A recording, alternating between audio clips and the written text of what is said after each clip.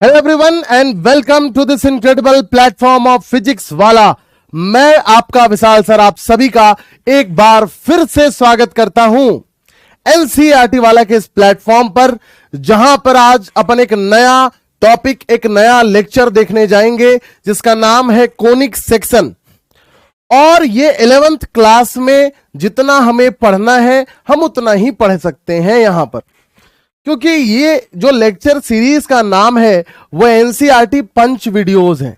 इसमें बहुत ज्यादा डिटेल में हम नहीं देखेंगे, लेकिन जितना हमारे एनसीईआरटी के सिलेबस में है हम उसे इतना अच्छे से देखेंगे कि आपको बस लगेगा कि जिंदगी इससे बेहतर और कुछ भी नहीं हो सकती। जब हम जेई मेन एडवांस की बात करते हैं तो ये टॉपिक बहुत ज्यादा स्कोरिंग भी होता है और बहुत ज्यादा वास्ट भी होता है, लेकिन जहां तक एनसीईआरटी सिलेबस की हम बात करते हैं ना, तो ये उतना बड़ा नहीं है जितना हम जेई मेंस एडवांस में देखते हैं। तो हम उतना ही देखेंगे जो हमारे एनसीईआरटी के सिलेबस में। क्या सभी लोग तैयार हैं? अगर सभी लोग तैयार हैं तो जय माता दी, लेट्स रॉक। आप मामला सेट है जरूर लिखते जाएंगे, आपको कॉन्सेप्ट समझ आएगा, आप जरूर लिखेंगे मामला सेट है गुरु। क्या मैं स्टार्ट कर दूं? मुझे पूरा विश्वास है आप सभी पर कि आप सभी लोग मुझे पूरी अनुमति दे रहे हैं कि स्टार्ट कर दिया जाए। चलिए स्टार्ट कर दें। कोनिक सेक्शन के अंदर हम क्या क्या पढ़ेंगे, थोड़ा इस पर हम ना डिटेल में देख लें तो हम सबसे पहला काम जो है वो इंट्रोडक्शन ही देखेंगे कोनिक सेक्शन। फिर कोन के सेक्शन से कैसे अलग अलग फिगर बनता है, चाहे वो सर्कल हो, चाहे वो पैराबोला हो, चाहे वो एलिप्स हो, चाहे वो हाइपरबोला हो। फिर सर्कल देखेंगे, पैराबोला देखेंगे, एलिप्स देखेंगे और हाइपरबोला। ये सारे के सारे चीज आज के इस लेक्चर में ही अपन डिस्कस भी कर लेंगे और आपको आनंद भी बहुत ज्यादा आएगा। ठीक है क्या? मैं स्टार्ट कर दूं क्या? चलिए एक बार आप देख लीजिए सारे टॉपिक्स। चलिए अब हम स्टार्ट करते हैं इंट्रोडक्शन। तो इंट्रोडक्शन में जहां तक कोनिक सेक्शन की बात है, मैं बताने को, मैं पढ़ाने को तो बहुत कुछ बता सकता हूं। मेरे पास इतने सारे चीजें हैं कोनिक सेक्शन के बारे में कहने के लिए, हो सकता है कि बहुत देर लग जाए, लेकिन बात फिर से वही आती है कि we are looking for our NCERT syllabus. हम अपने एनसीईआरटी के सिलेबस के इर्द गिर्द ही रहना पसंद करेंगे, हम उससे इधर उधर जाकर अपना समय नहीं व्यर्थ करेंगे। तो जहां तक एनसीईआरटी सिलेबस को देखते हुए अपन इंट्रोडक्शन की बात करते हैं, तो कोनिक सेक्शन जो हमारे सिलेबस में पढ़ना है ना, वो आपको 2 डायमेंशनल पढ़ना है। आप यहां पर 2 डायमेंशनल कोनिक सेक्शन पढ़ेंगे, है ना। पहले हमें 3 डायमेंशनल कोनिक सेक्शन भी 3D चैप्टर में, जहां पर स्फेयर आता था, सिलेंडर आता था, वो भी पढ़ना होता था। लेकिन कोनिक सेक्शन के अंदर जो चीजें हैं वो सारी की सारी चीजें 2 डायमेंशनल होती है।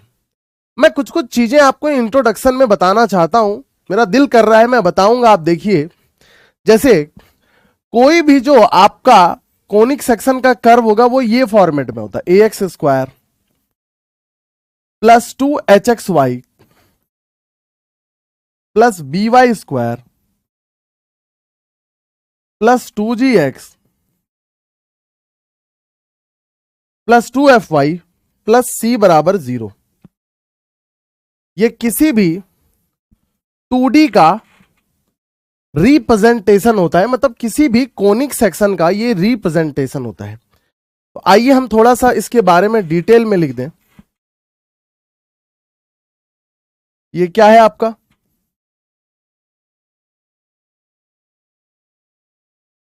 Representation of conic section. बोलो कि सर ये कोनिक सेक्शन है, चलिए बहुत अच्छी बात। इसमें देख रहे हैं सबका हाईएस्ट पावर क्या है? 2 है। 2 है मतलब या तो आपका x या तो y, मतलब ज्यादा से ज्यादा 2 डायमेंशनल कर्व बनेगा। अब हम ये देखकर क्या फैसला करें और कैसे फैसला करेंगे सर कि मेरा इलिप्स बन रहा है या हाइपरबोला बन रहा है या सर्कल बन रहा है या पेयर ऑफ स्ट्रेट लाइंस बन रहा है? Sir how we are going to decide such things? मैं आपको बताता हूं। इसमें 2 ऐसी चीज हैं जिसका बहुत ज्यादा यूज है। पहला चीज है आपका डेल। डेल एक ऐसा पैरामीटर है जिसके सहारे से हम कर्व्स के बारे में जानते हैं। ये होता है AHHB। याद रखने का तरीका देखिए, AHHB, GFC, GFC।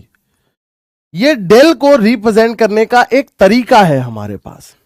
अब आप मेरी बात को ध्यान से अगर थोड़ा सुनेंगे तहजीब के साथ तो आपको चीजें बहुत शार्पली समझ आएगी कि सर ये डेल क्या रिप्रेजेंट करता है। इसके बारे में हम आगे में देखेंगे कि डेल एक्चुअल में क्या है। ये तो डेल हो गया, ये पहला पैरामीटर है जिसके सहारे से हम कर्व्स के बारे में इवैल्यूएट कर पाते हैं, कर्व्स के नेचर के बारे में जान पाते हैं। This is our first parameter. हमारा जो सेकंड पैरामीटर है वो है आपका H square minus A B. ये दो पैरामीटर के मदद से हम किसी भी कर्व के नेचर के बारे में जानने की कोशिश करेंगे। ठीक है, we are having two parameters. हमने दो पैरामीटर्स देख लिए, पहला है आपका डेल, दूसरा H square minus A B. आइए इन दोनों पैरामीटर्स के बारे में हम एक एक कर डिस्कस करेंगे ना, तो आपको और चीजें बहुत गहराई से समझ आएगी। आइए देखें, मैं सबसे पहले एक यहां पर दीवार खड़ी कर देता हूं और यहां पर मैं डेल रखता हूं। डेल हमारा जो है वो रियल नंबर है, तो सबसे पहले डेल हमारा 0 रहेगा और एक बार जो है डेल वो 0 के बराबर नहीं रहेगा। मेरी बात को एकदम ध्यान से आप सुनने की कोशिश करेंगे। पहले केस में डेल इक्वल टू 0 होगा और दूसरे केस में डेल इक्वल टू 0 नहीं होगा। अब सुनिएगा अलग अलग सब केस। डेल 0 होना, डेल को हम एरिया की तरह कंसीडर कर सकते हैं। तो अगर डेल हमारा 0 हो गया मतलब वो जो कर्व्स था 2D कर्व्स वो लाइन को रिप्रेजेंट करेगा। कहने का मतलब वो पेयर ऑफ स्ट्रेट लाइंस को रिप्रेजेंट करेगा। तो अगर मोटे मोटे शब्दों में कहा जाए तो डेल 0 होने का मतलब क्या है, तो वो पेयर ऑफ स्ट्रेट लाइंस है मेरे प्यारे बच्चों। अब इसमें हम अलग अलग केस लेते हैं। पहला केस कि अगर ये H square minus A B my dear friend greater than 0 है। देखिए H square minus A B एक ऐसा पैरामीटर है जिसके मदद से हम बताएंगे चीजों को। अगर H square minus A B रहेगा, डेल 0 है, तो यह बात तो 100% सत्य है कि आपका बनना पेयर ऑफ स्ट्रेट लाइंस है। और अगर H square minus A B greater than 0 है तो ये पेयर ऑफ स्ट्रेट लाइंस कैसे नेचर के होंगे, ये इंटरसेक्टिंग नेचर के होंगे। इंटरसेक्टिंग होंगे एंड रियल होंगे। ठीक है, इसके बाद मेरे पास दूसरा H square minus A B अगर बालक इक्वल टू 0 है तो क्या होगा, आइए थोड़ा देखें। मेरे पास एक ही लाइन रहेगा, मतलब दो लाइंस रहेंगे लेकिन दोनों एक दूसरे को क्या करेंगे, कोइंसाइड करेंगे। तो हम यहां पर लिखेंगे इस लाइन के नेचर के बारे में,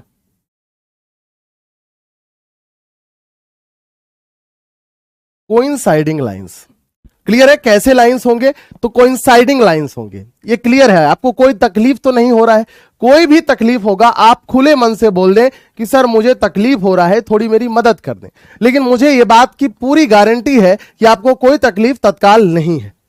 आइए तीसरा चीज हम देखेंगे कि अगर H square minus A B sir less than 0 होगा तो हमारे लाइंस जो होंगे सर ये पैरेलल लाइंस होंगे, मतलब नेवर इंटरसेक्टिंग। तो ये हो जाएंगे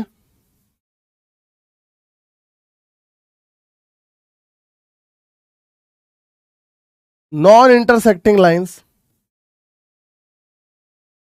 मतलब इमेजिनरी लाइंस हो जाएंगे। क्लियर।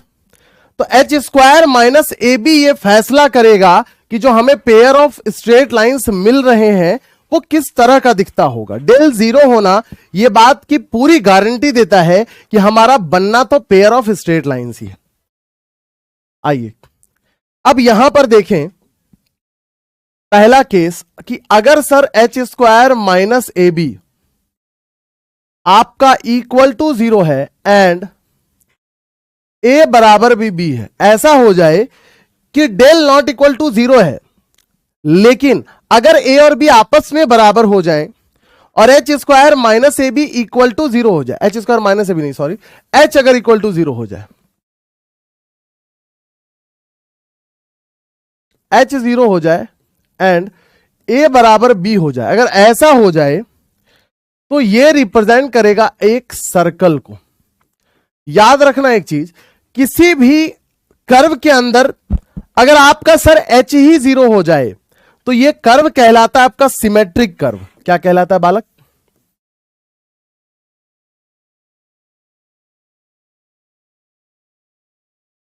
यही रीजन है कि सर्कल हमारा सिमेट्रिक होता है। सेंटर के बाद कोई भी लाइन खींचेंगे डायमीटर के अलाउंग तो वो सिमेट्रिक होगा, पहला चीज। दूसरा चीज कि अगर H square minus A B आपका ग्रेटर देन 0 होगा, या पहले इक्वल टू 0 पर हम चर्चा कर लें, तो अगर H square minus A B equal to 0 हो जाएगा तो ये हमारा बताएगा एक पैराबोला के बारे में।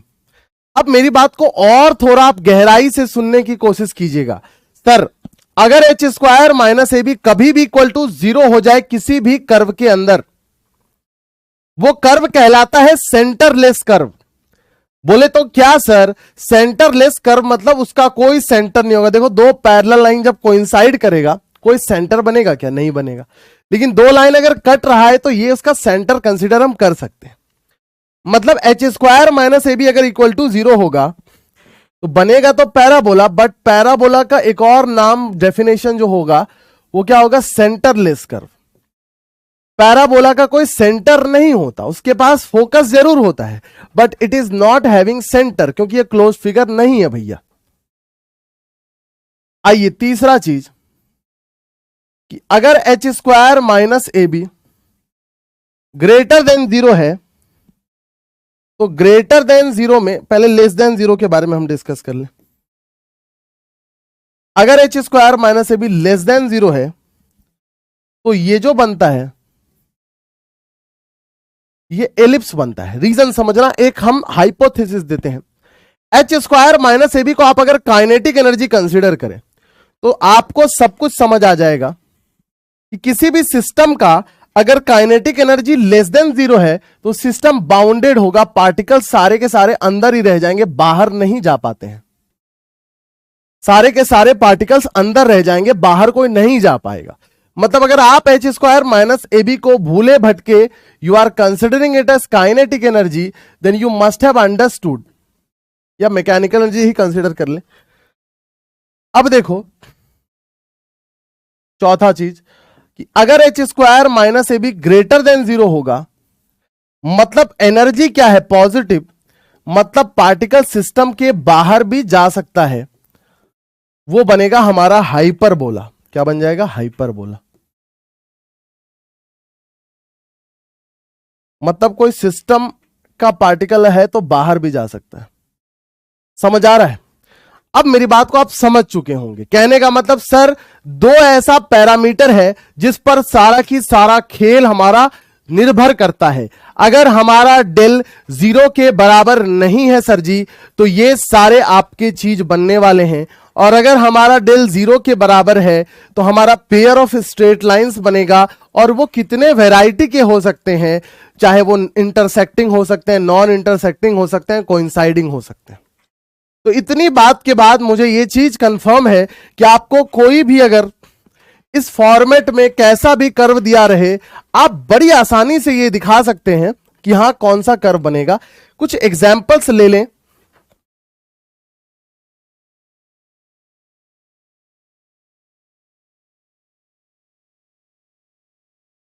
फाइंड द कर्व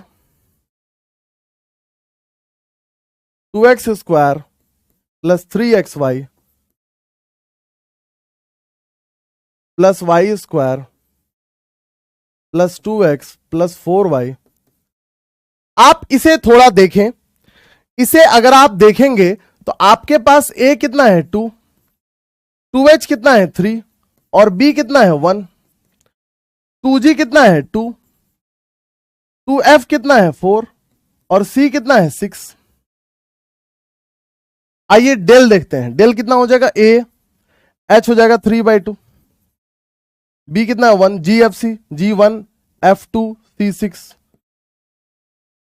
इसे सॉल्व कीजिए, आपको नॉट इक्वल टू 0 मिलेगा। डेल 0 के बराबर नहीं होगा, करके देख लेना। और दूसरा पैरामीटर है H square minus A B.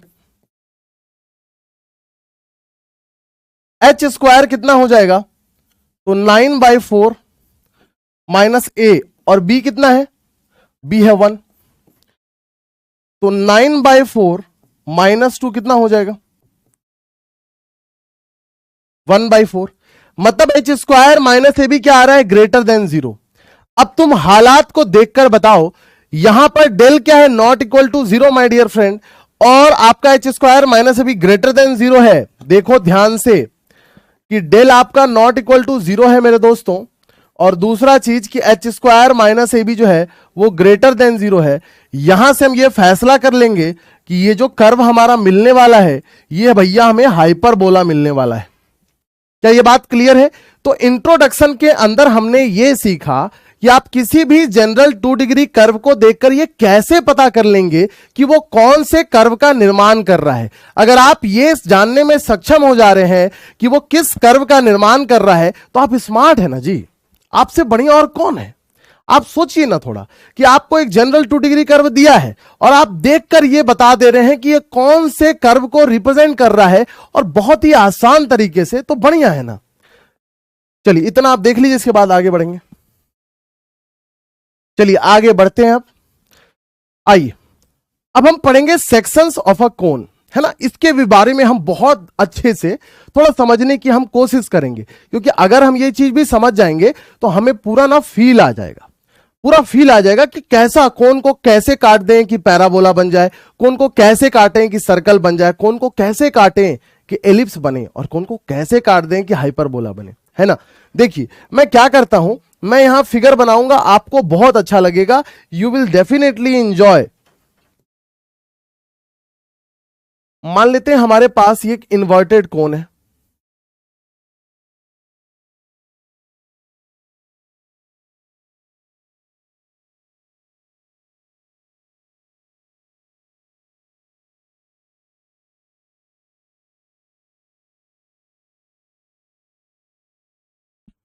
रुक जाओ।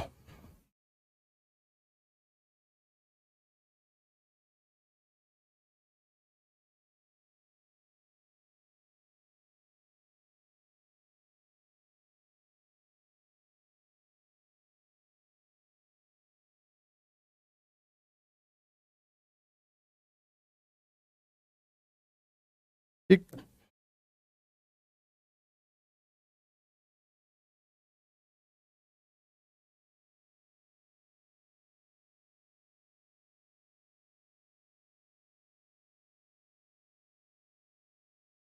देखिए ये एक सिस्टम है, इन्वर्टेड कोन, ये सीधा कोन है, ये कोन का पूरा सिस्टम है। अब देखिए, अगर हम ये जो हमारा कोन का टॉप सरफेस है, इस टॉप सरफेस के पैरेलल अगर कोई प्लेन से काट दें, ठीक है, मान लो ऐसे ऐसे अगर हम कोई प्लेन से काट देते हैं, कैसे भी दिखाता हूं मैं।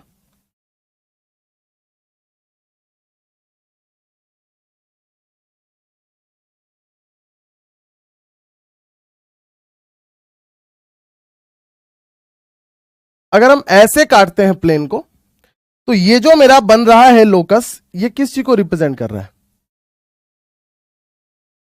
सर्कल को, ठीक है क्या। अगर मैं ऐसे काट दूं,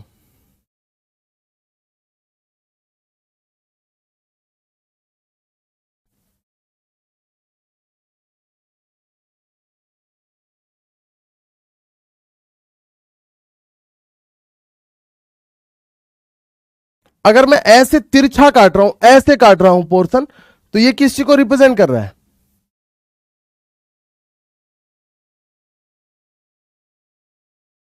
इलिप्स को।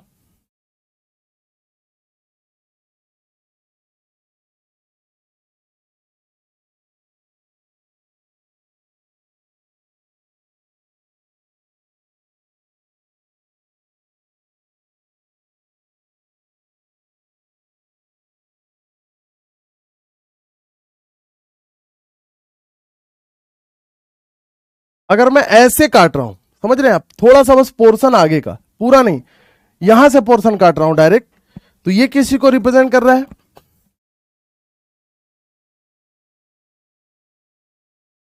पैराबोला, तो सर्कल, इलिप्स, पैराबोला दिख गया।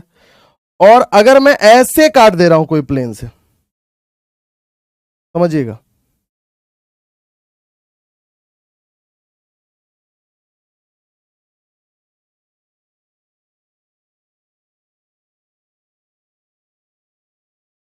ऐसे कोई पोर्शन से काटता हूं, इससे जो मेरा बनेगा कर्व, कैसे मैं दिखाऊं आपको,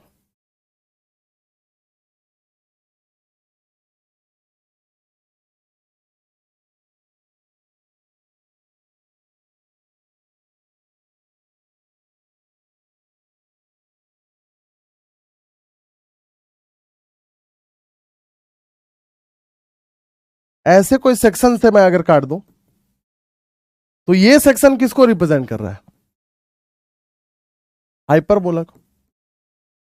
मतलब ये जो पूरा कोन का सिस्टम, एक सीधा कोन, एक इन्वर्टेड कोन, इसको हम कैसे काट रहे हैं ये डिपेंड करता है। अगर हम सीधा काट दिए, इस सर्कुलर पोर्शन के पैरेलल काट दिए तो सर्कल, इंक्लाइन करके काटे एलिप्स, बाहर से थोड़ा सा पोर्शन काट दिए पैराबोला, और अगर एक पैरेलल लाइन प्लेन खींच दिए, इस पर हम एक प्लेन से काट दिए पूरा का पूरा ऊपर नीचे, तो ऊपर भी एक इन्वर्टेड पार्ट मिलेगा, नीचे भी एक इन्वर्टेड पार्ट, उससे जो हमें सिस्टम मिलेगा वो हमारा हाइपरबोला का सिस्टम होगा। वो अलग बात है कि सवाल बनाते वक्त जो है ये कैसे काटा गया है, ये ज्यादा दिलचस्पी नहीं रखने वाली चीज है। समझने के लिए बढ़िया है, समझने के लिए बेहतर है कि हम समझ जाएंगे, हम चीजों को जान जाएंगे कि आखिर में सर हम कैसे काट दें, आखिर में सर किस तरह से काटा जाए कि सर्कल, पैराबोला, इलिप्स, हाइपरबोला की हमें फील मिल सके। आप देखिए फिगर को अच्छे से एक बार। चलिए अब इसके आगे अपन देखेंगे। अब सबसे पहला जो हमें चीज स्टार्ट करना है वो सर्कल स्टार्ट करना है। और सर्कल की जहां तक हम बात करें ना, तो सर्कल बड़ा आसान होता है, कहीं से आपको कोई डिफिकल्टी सर्कल के अंदर आनी चाहिए ही नहीं। अगर आ रही है तो वो भी सॉल्व हो जाएगी, इसमें आपको डरना नहीं है, कोई बहुत बड़ा भयावह नहीं करना है। सर्कल वैसे भी बहुत आसान होता है, चाहे किसी भी फोरम में हम पढ़ें, चाहे मेंस एडवांस किसी भी फोरम में हम पढ़ें, सर्कल वैसे भी बहुत आसान है।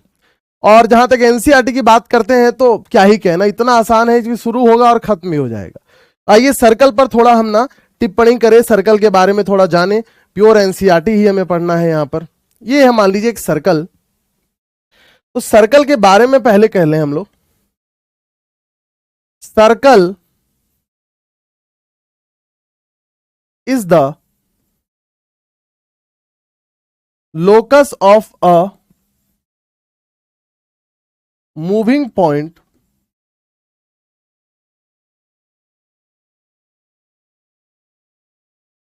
which has a fixed distance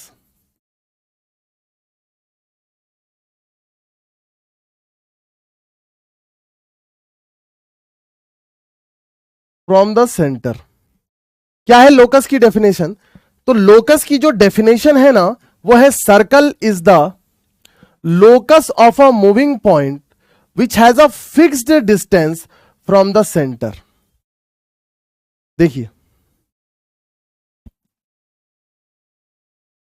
मान लीजिए ये सेंटर है और इससे हमेशा एक फिक्स्ड डिस्टेंस मेंटेन करके रखता है। मान लीजिए पॉइंट यहां है तो यहां फिक्स डिस्टेंस, पॉइंट यहां है तो यहां फिक्स डिस्टेंस, पॉइंट यहां तो यहां फिक्स डिस्टेंस। कहने का मतलब कि एक पॉइंट है बालक जो मूव कर रहा है। मान लेते हैं यहां था पहले, फिर मूव करते करते यहां आया, फिर मूव करते करते यहां आया। ये हर जगह मूव करते रहेगा, कभी यहां आएगा, कभी यहां आएगा, कभी यहां आएगा, कभी यहां आएगा। हमेशा सेंटर सी से इसकी दूरी जो है ना, वो तो बालक फिक्स है। इसमें किसी को घबराहट अगर हो गई तो फिर दिक्कत है दोस्त, मार के गर्दा उड़ा देना है एकदम। अब देखो ये रहा हमारा सेंटर। अब सेंटर का हम कोऑर्डिनेट एक्सिस बनाते हैं। ये मान लो हमारा कोऑर्डिनेट एक्सिस है, तो कोऑर्डिनेट एक्सिस में हम इसे रिप्रेजेंट कर रहे हैं। तो कोऑर्डिनेट एक्सिस में आपको तो पता होगा ना, आपको तो ये बात बखूबी पता होगी कि इसका एक कोऑर्डिनेट हम x1 ले लेते हैं, दूसरा मतलब अब सीसा x1, और हम लोग ऑर्डिनेट y1 ले लेते हैं। तो हम एक जनरल पॉइंट P का क्या मान सकते हैं, एक्स कॉमा वाई मान सकते हैं ना हम, एक्स वाई एक्सिस में। अब आप मेरी बात को एकदम तहजीब से सुनिए, पूरा गौर से अगर आप सुनेंगे आपको चीजें बहुत शार्पली समझ आएगी। क्या कि सर ये डिस्टेंस मान लेते हैं हम, फिक्स है कितना है सर, ए या आर मान लो। तो सोचो ये जो पीसी दूरी होगी ये कितनी हो जाएगी, एक्स माइनस एक्स वन का whole square, Y minus Y one का होल स्क्वायर का अंडर रूट, ये पीसी दूरी हो जाएगी। और ये किसके बराबर हो जाएगी, रेडियस आर के हो जाएगी ना। अब जब आप दोनों साइड स्क्वायरिंग कर देंगे तो squaring both sides we get, भैया जब दोनों साइड हम स्क्वायर कर देंगे तो क्या निकल कर सामने आएगा कि x माइनस एक्स वन का whole square plus y minus Y one का whole square is equal to क्या मिलने वाला है आपको, तो आपको मिलने वाला है R square. Is it clear to everyone? And I am pretty much sure that it is known to each and every student sitting anywhere, either in the classroom, either in the chat box, either in the washroom, कहीं भी बैठा हो कोई भी, उसको यह concept आता होगा कि x माइनस एक्स वन का whole square plus y minus Y one का होल स्क्वायर बराबर अगर आर स्क्वायर है तो ये किस चीज को रिप्रेजेंट कर रहा है, ये एक सर्कल को रिप्रेजेंट कर रहा है जिसका सेंटर क्या है भैया, x1 y1 और रेडियस कितनी है r। मतलब ये रिप्रेजेंट कर रहा है आपके एक सर्कल को ना, अच्छे से लिख दें,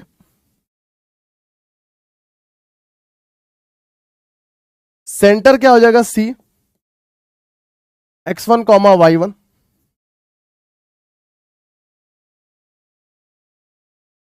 रेडियस क्या है r।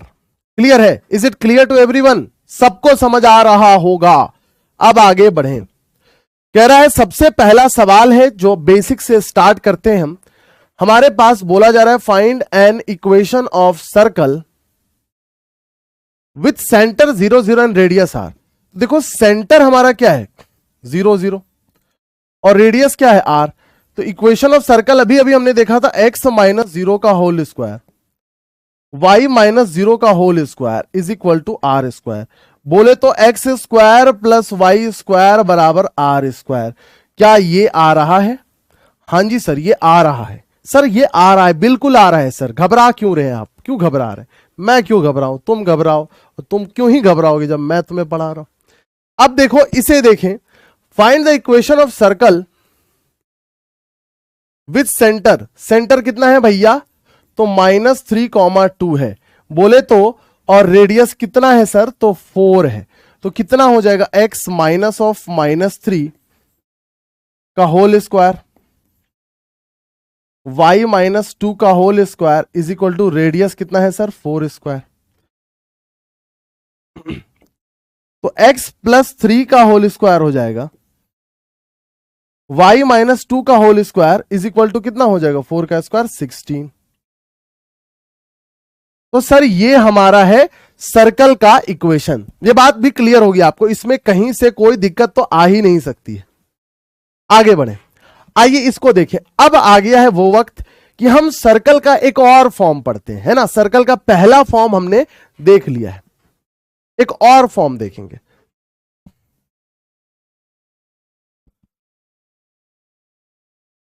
अब हम देखेंगे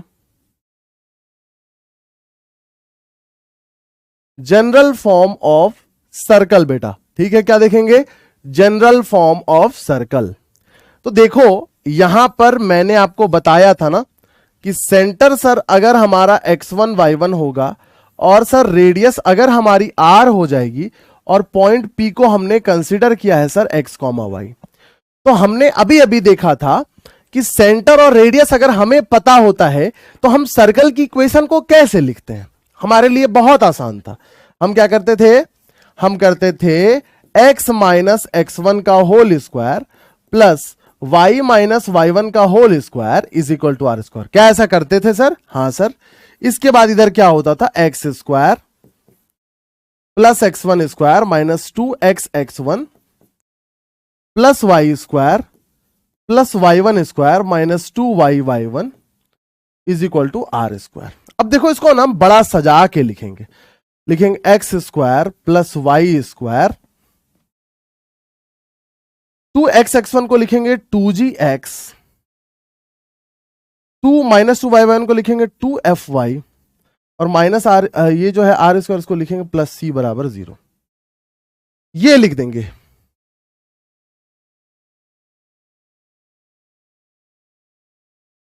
ये हो जाएगा मेरे। यहां देखो हमने किसके जगह क्या लिखा है,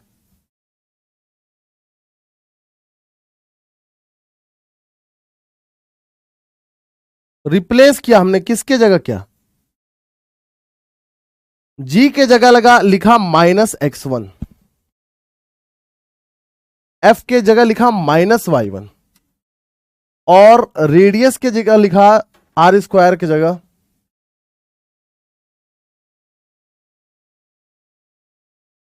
ये।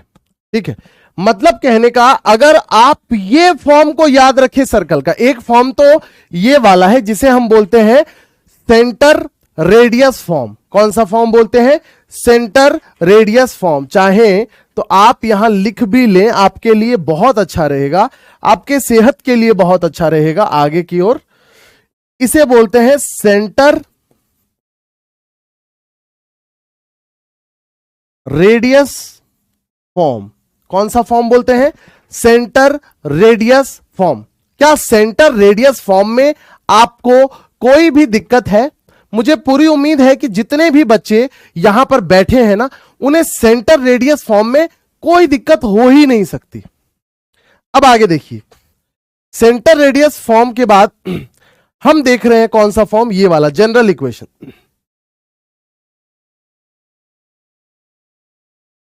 ये है जनरल फॉर्म ऑफ सर्कल। ये भी बात सबको क्लियर है ना दोस्त।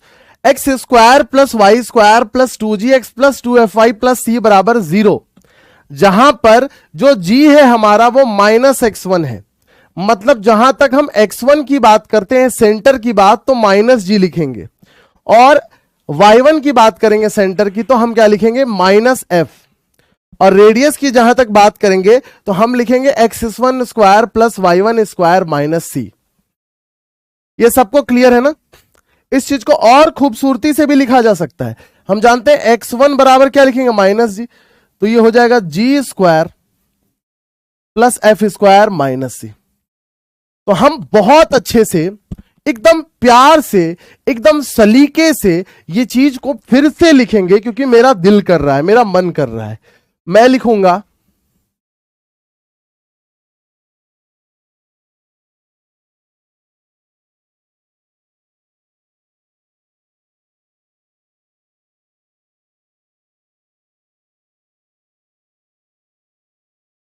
जनरल इक्वेशन ऑफ सर्कल, में लिखूंगा X square plus Y square plus 2gx plus 2fy plus c बराबर 0। ये मैंने लिख दिया। अब मैं क्या करूंगा, तो ये भी थोड़ा सुने। x1 सेंटर की जगह लिखेंगे -g, y1 सेंटर की जगह लिखेंगे f -f, और रेडियस की जगह लिखेंगे g square plus f square minus c under root के अंदर। ये हमारा हो गया जनरल इक्वेशन ऑफ सर्कल। और जनरल इक्वेशन ऑफ सर्कल की अंदर की बातें हम बिल्कुल एकदम धाराशाही करके निकाल रहे हैं। ऐसा कोई बच्चा हो ही नहीं सकता जो बोलेगा सर यह मुझे नहीं समझ आ रहा। अरे भाई समझ कैसे नहीं आएगा ब्रो, समझ तो आना पड़ेगा, चीर के निकाल देंगे भैया, समझ कैसे नहीं आएगा। हो गया क्या? आइए अब इसके बारे में हम देखें। कह रहा है find the centre and radius. देखो ये सबसे पहले किस फॉर्म में है, X square plus Y square plus 2gx plus 2fy plus c।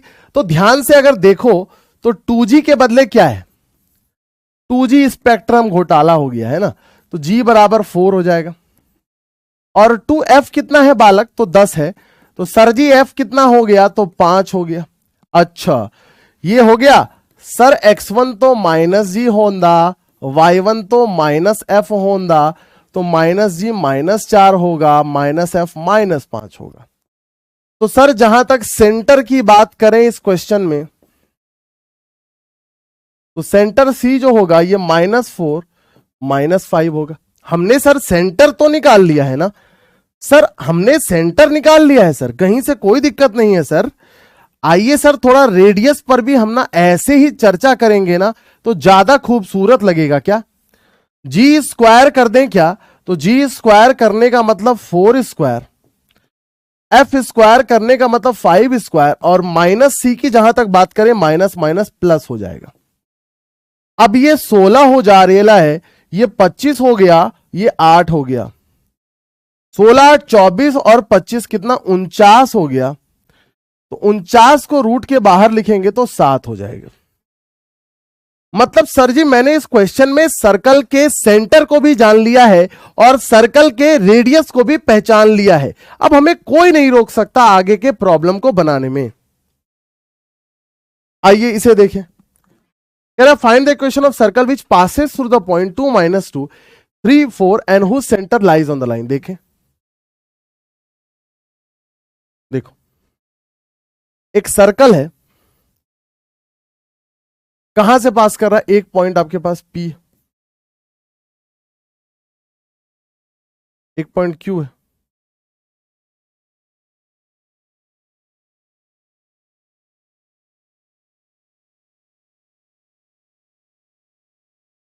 Centre यहीं पर।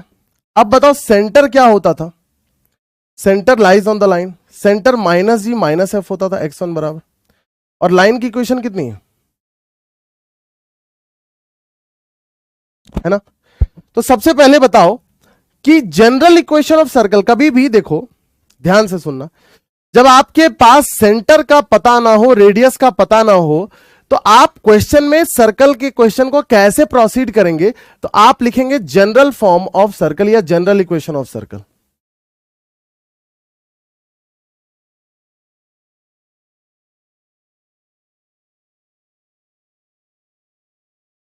तो आइए हम जहां तक जनरल इक्वेशन ऑफ सर्कल की बात करें तो क्या होता है? X square plus 2gx। अब देखो इसे कौन कौन से पॉइंट सेटिस्फाई कर रहे हैं। तो पहला पॉइंट 2 -2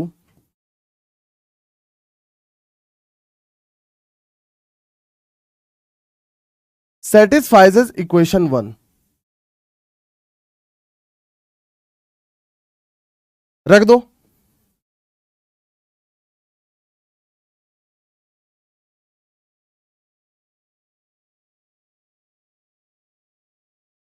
ठीक, तो 4g -4f ये इक्वेशन 1। इसी तरह से हम क्या लिखेंगे? Point Q 3,4 satisfies equation 1। मेरे दोस्त एक दफा एक बार आप रख देना, 9 + 16 हो जाएगा, 6g हो जाएगा, 8f हो जाएगा भाई साहब, प्लस c हो जाएगा माय डियर फ्रेंड, बराबर 0 नहीं होगा। बराबर 0 हो जाएगा। अब देखो 6g + 8f + c, उधर जाकर कितना हो जाएगा? -25। ये क्वेश्चन 2 ये हो गया।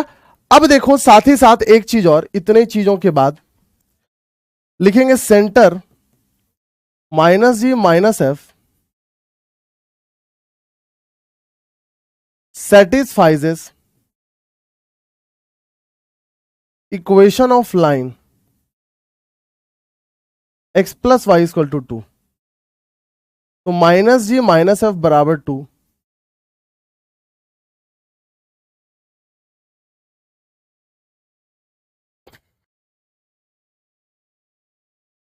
जी बराबर क्या लिख सकते हैं?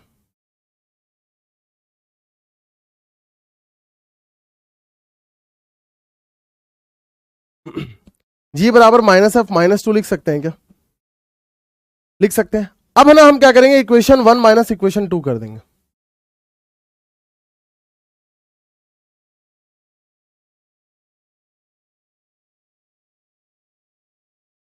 दोनों को घटा देंगे, इक्वेशन 2 माइनस इक्वेशन 1 कर देते हैं।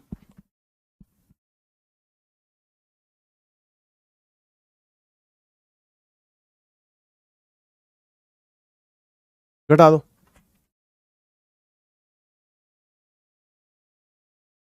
6g माइनस 4g कितना हो जाएगा, 2g। फिर देखिए आप 8f माइनस माइनस कितना हो जाएगा, 12f।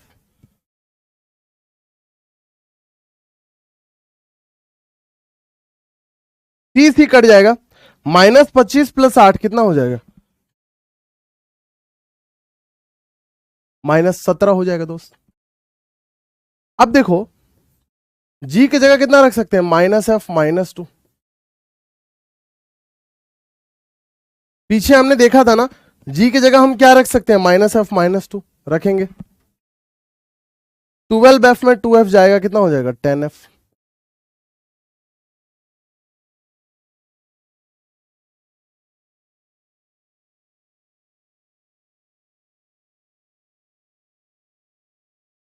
f -13/10 हो जाएगा।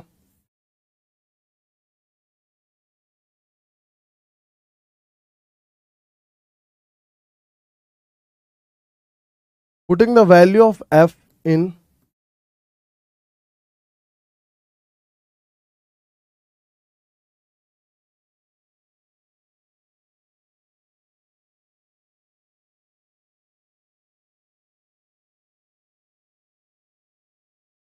-7/10 हो जाएगा जी। अब हमें निकालना क्या है, find the equation of circle. तो जी निकल गया, एफ निकल गया, सी देखो किसी एक में रख देना।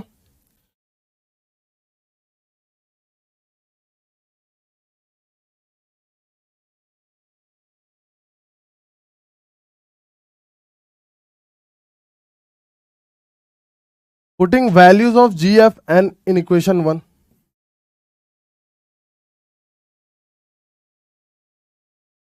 यही था 4g minus 4f plus c बराबर -8।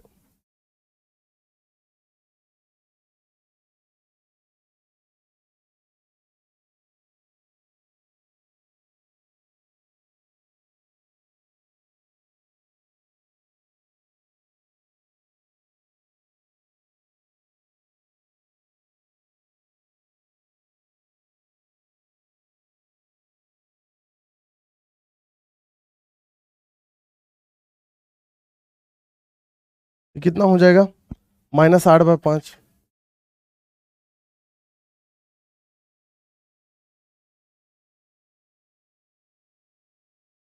दो 12।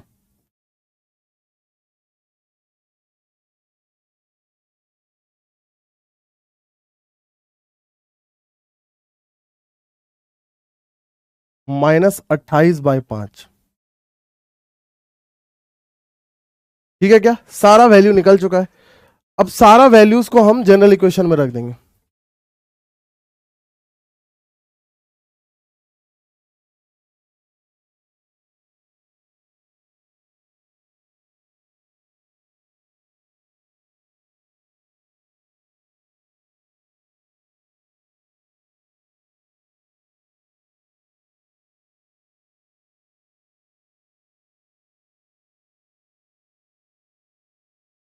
जी की जगह हम कौन सी वैल्यू रखेंगे, तो जी के जगह जो हम वैल्यू रखने वाले हैं दोस्त, वो रखेंगे -7/10।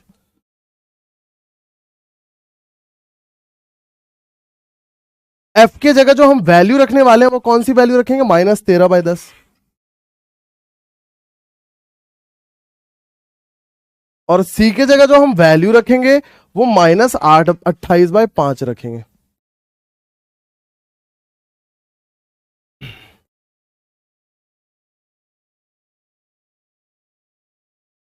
-7/5x -13/5y।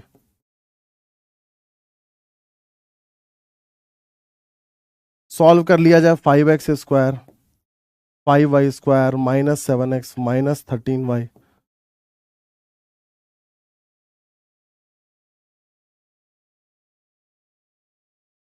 तो this is finally the equation of circle. ये हमारा क्या फाइनली इक्वेशन ऑफ सर्कल है। क्लियर है क्या?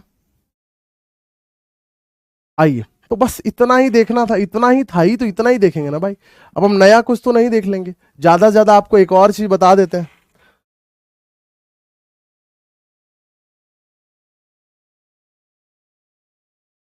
वो आपका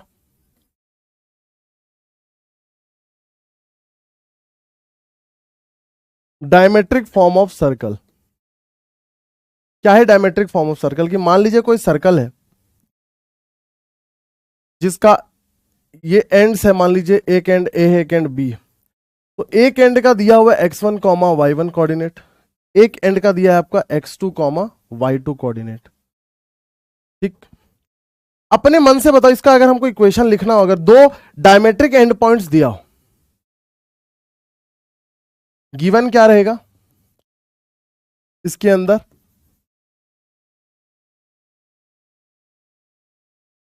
डायमेट्रिक एंड पॉइंट्स, अपने मन से एक पॉइंट ले लेंगे पी एक्स कॉमा वाई। अब तुम सोच कर देखो, क्या ये सेमी सर्कल बन रहा है पी ए बी, और सेमी सर्कल के अंदर कोई एंगल अगर रहता है तो वो कितना होता है? 90 डिग्री। तो सोचकर देखो कि slope of P A into slope of P B, दोनों परपेंडिकुलर का प्रोडक्ट कितना होगा? -1। और ये कितना हो जाएगा? y minus y1 by x minus x1। ये कितना हो जाएगा? y माइनस y2 होगा। बढ़िया लग रहा है? तो देखो इधर क्या रह जाएगा?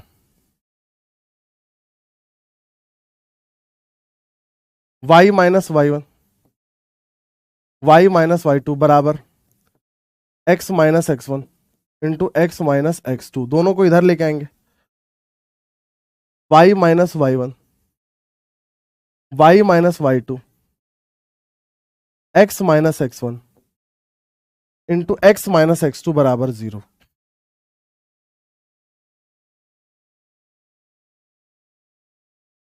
ये हो जाएगा हमारा डायमेट्रिक फॉर्म ऑफ सर्कल। अगर डायमीटर के एंड पॉइंट्स गिवन है आपको, तो आप डायरेक्ट लिख सकते हैं y minus y1 into Y minus y2 plus x minus x1 into x minus x2 बराबर 0। This is called the diametric form of circle. आइए, सर्कल में हमें जितना देखना था दोस्त, हमने उतना देखा है, हमने उतना समझा है।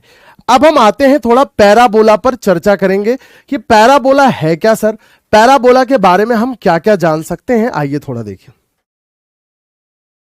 मैंने आपको पहले भी बताया था पैराबोला के बारे में और फिर से कहूंगा, पैराबोला एक सेंटरलेस कर्व है माय डियर फ्रेंड। सेंटरलेस मतलब उसके पास कोई सेंटर नहीं होता, उसके पास वर्टेक्स होता है और फोकस होता है।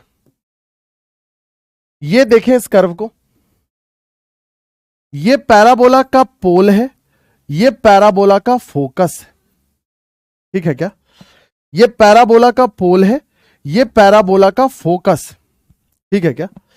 अब मेरी बात को एकदम तहजीब से सुनिए, पूरे इबादत के साथ, पूरे शिद्दत के साथ सुनिएगा। मैं कह रहा हूं कि पैराबोला का आपका एक डायरेक्ट्रिक्स भी होता है। सुनिएगा ध्यान से, पैराबोला का जो डेफिनेशन होता है वो क्या होता है?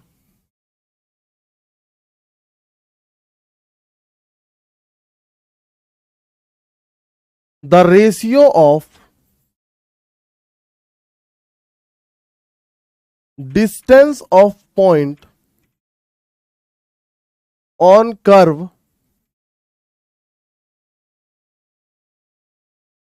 from focus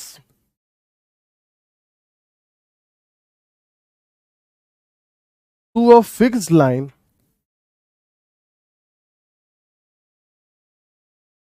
is always constant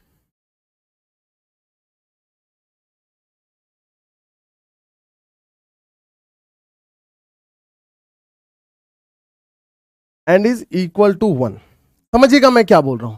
यह पैराबोला की डेफिनेशन होती है क्या? कि sir the ratio of distance of point on curve, curve पे जो पॉइंट है, कर्व पे जो पॉइंट है, ध्यान से सुन ले मेरी बात, कर्व पे जो पॉइंट है मान लेते हैं P, इसकी जो डिस्टेंस है, क्या बोल रहा हूं, इसकी जो डिस्टेंस है from focus, the ratio of distance of point on curve from focus to a fixed line, to a fixed line, इसे हम पीएम बोल देते हैं। मतलब ये जो दूरी की रेशियो होगी, कौन सी दूरी, पीएफ अपॉन पीएम, ये ऑलवेज कांस्टेंट और ये ई के बराबर होगी, जहां पर ई इसेंट्रिसिटी बोला जाता है। पैराबोला की डेफिनेशन यही है। क्या है डेफिनेशन दोस्त, कि ratio of a point on the curve from the focus to a fixed line is always constant and is equal to e. और पैराबोला एक ऐसा कर्व है जिसके केस में इसेंट्रिसिटी, आपको याद रखना है मेरे प्यारे दोस्तों, इसेंट्रिसिटी की वैल्यू 1 होती है। इसेंट्रिसिटी की वैल्यू 1 होती है मेरे प्यारे दोस्तों, याद रखना आपको, इसेंट्रिसिटी 1 होगा पैराबोला के केस में। ये बहुत ही बेहतरीन सा रिजल्ट, इतना खूबसूरत लग रहा है। मैंने क्या बोला, पीएफ बाय पीएम जो होगा, एफ बोल दो या एस बोल दो,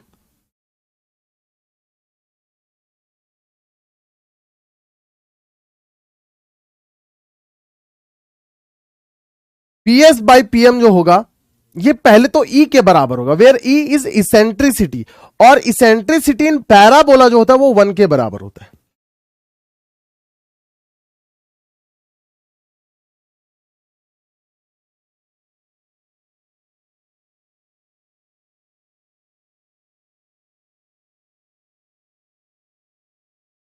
बस लेकिन इसमें एक चीज का ना पूरा पुरजोर ध्यान रखना है। वो क्या पुरजोर ध्यान रखना है कि ये पॉइंट कभी भी फिक्स लाइन पर नहीं आना चाहिए। ये अगर हो गया, जिस भी दिन ये हो गया, ये पैराबोला अपना डेफिनेशन खत्म कर देगा, इसका कोई अस्तित्व नहीं बचेगा। तो पैराबोला के अंदर पीएस बाय पीएम ई के बराबर होगा और ई 1 के बराबर होगा, ये बात सत्य है।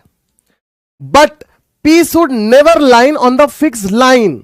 अगर ये फिक्स लाइन पर आ गया पी, तो ये पेयर ऑफ स्ट्रेट लाइन को रिप्रेजेंट करेगा, ना कि पैराबोला को। लेकिन आपके एनसीईआरटी के सिलेबस के अनुसार आपको उतना अंदर नहीं घुसना है, मैंने बता दिया, लेकिन आपको जानने की जरूरत नहीं। तो पीएस बाय पीएम ई के बराबर होता है। देखो, अब मैंने इसे एच कॉमा के मान लिया, मैं इसे बोल दे रहा हूं ए कॉमा 0, और ये हमारा मान लेते हैं एक जनरल लाइन है a x plus b y plus c बराबर 0। तो देखो यहां से अपन क्या कह देंगे, पी एस बराबर पीएम होगा, और पी एस कितना हो जाएगा,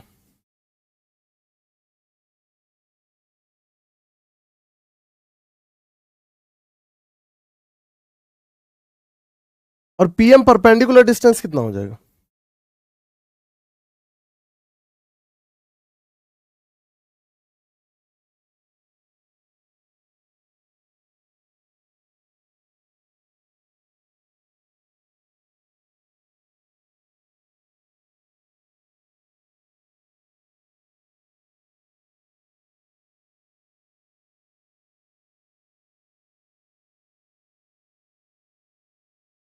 दोनों साइड स्क्वायर करेंगे, आराम से सॉल्व होगा। ध्यान से मेरी बात को सुनिएगा। हम सबसे पहले ना स्टैंडर्ड पैराबोला पढ़ते हैं। यह पैराबोला का फोकस कहलाता है, यह पैराबोला का वर्टेक्स कहलाता है, और ये ओरिजिन पर मानते हैं 0 0। यहां से हम लोग क्या पालेंगे,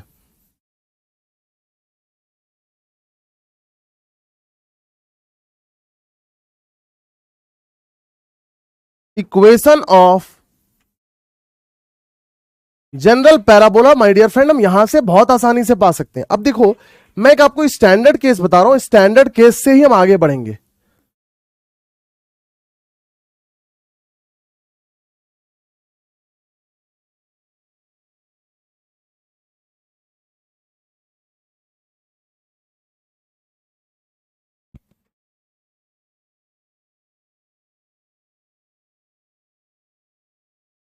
स्टैंडर्ड केस मेरे दोस्त यही है कि आपका ये एस ए कॉमा 0 है, ये वर्टेक्स है 0 0, और यहां से यहां तक की दूरी कितनी है, ए। यहां से यहां तक की दूरी कितनी है, ए। इक्वल डिस्टेंस पे हम एक परपेंडिकुलर लाइन खींचते हैं इसके एक्सिस पे।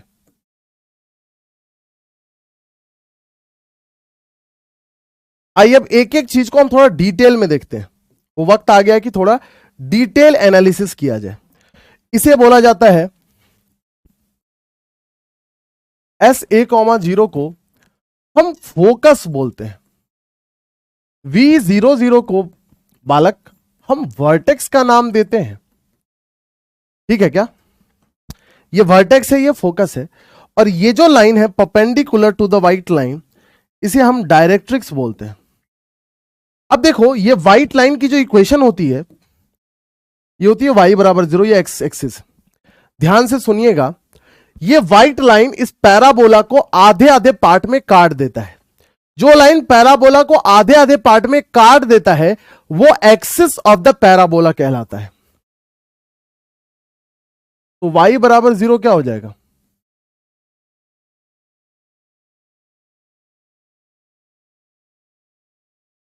Axis of parabola. और x से ये देखो, ये आपका x एक्सिस है, ये y एक्सिस, ये x से कितने दूरी पे है? -a दूरी पे। तो इस परपेंडिकुलर लाइन की इक्वेशन क्या होगी? x = अगर a दूरी पे यहां लाइन लिखना होता तो x = a लिखते। उसी तरह से जैसे इस लाइन का वर्टेक्स से जो टेंजेंट पास हो रहा है, इसका इक्वेशन क्या है? x = 0। तो डायरेक्ट्रिक्स की इक्वेशन क्या है? x = -a। ये हो गया डायरेक्ट्रिक्स ऑफ पैराबोला। ठीक है क्या? क्लियर है सबको? कोई दिक्कत नहीं है। अब देखो, जो परपेंडिकुलर लाइन आपका फोकस से पास करे, इसको हम लोग बोलते हैं latus rectum.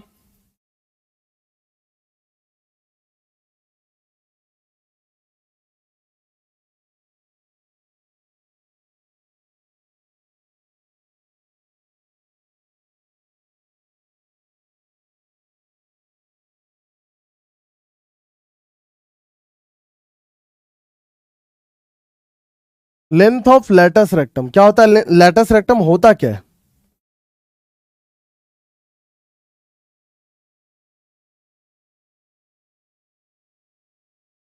Perpendicular chord from focus. Axis of parabola क्या करता है?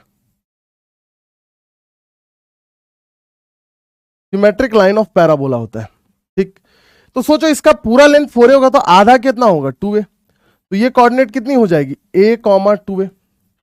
और ये कितना हो जाएगा? a, -2a। निकल गया ना सब?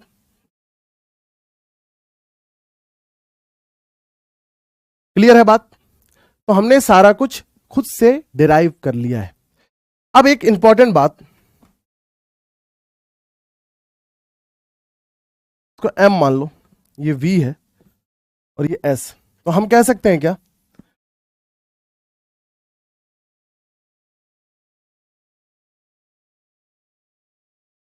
v is the mid point of ms। m और s का मिड पॉइंट है v, ये भी कह सकते हैं। तो ये सारे कुछ इंपॉर्टेंट टर्म्स थे जो हमें जानना था। Focus, vertex, axis, directrix, latus rectum और ये मिड पॉइंट वाली कहानी। क्लियर? अब आइए इसका इक्वेशन लिखते हैं। कैसे इक्वेशन लिखेंगे? हमने क्या बोला? हम एक कोई भी जनरल पॉइंट पी एच के लेंगे, वहां से फोकस की दूरी और वहां से डायरेक्ट्रिक्स पे परपेंडिकुलर, ये दूरी बराबर हो जाएगी।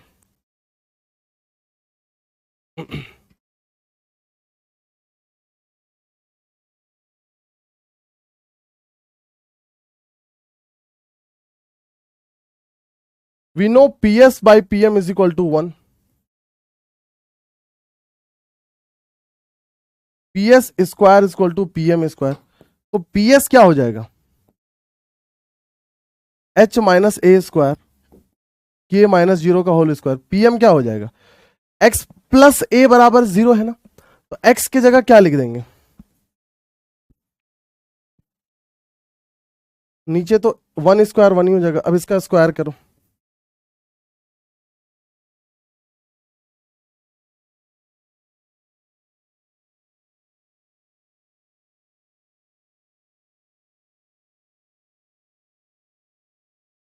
h² a² h² a² कटेगा। तो यहां से देखो के स्क्वायर बराबर क्या आएगा 4AH, और फाइनली लोकस में के को हम लोग वाई स्क्वायर से रिप्लेस करते हैं और एच को एक्स से।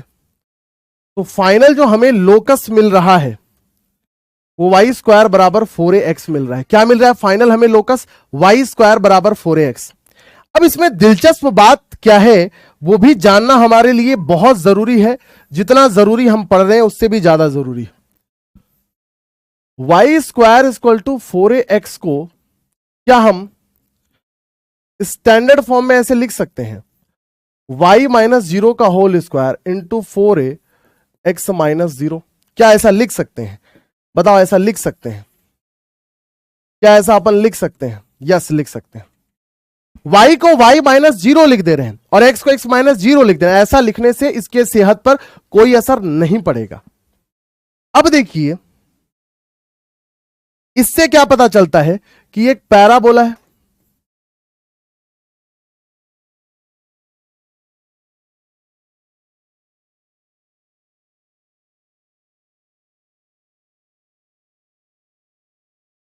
ये वाला पॉइंट वर्टेक्स बताता है कितना है 0 0।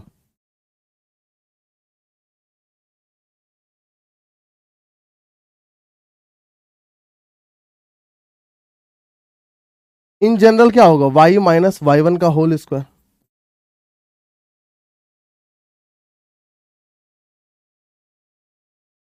बराबर 4a into x minus x1।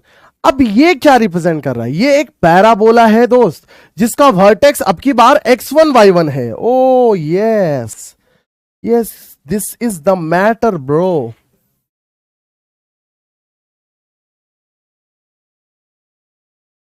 x1 comma y1 है इसका वर्टेक्स, और वर्टेक्स से फोकस की दूरी कितनी है a। क्लियर? कोई दिक्कत नहीं, आगे बढ़ते हैं। आते हैं पहले सवाल पे।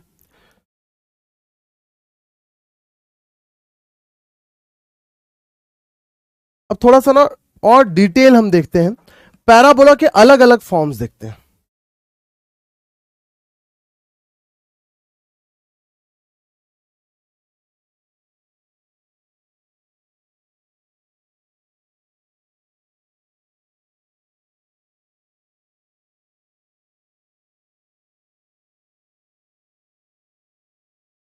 अब देखेंगे डिफरेंट फॉर्म्स ऑफ पैराबोला। बोलेंगे सर ये क्या है? सर है सर, कुछ तो है जरूर, कुछ तो जरूर है ना जिस पर हम इतना चर्चा कर रहे हैं। डिफरेंट फॉर्म्स ऑफ पैराबोला देखेंगे।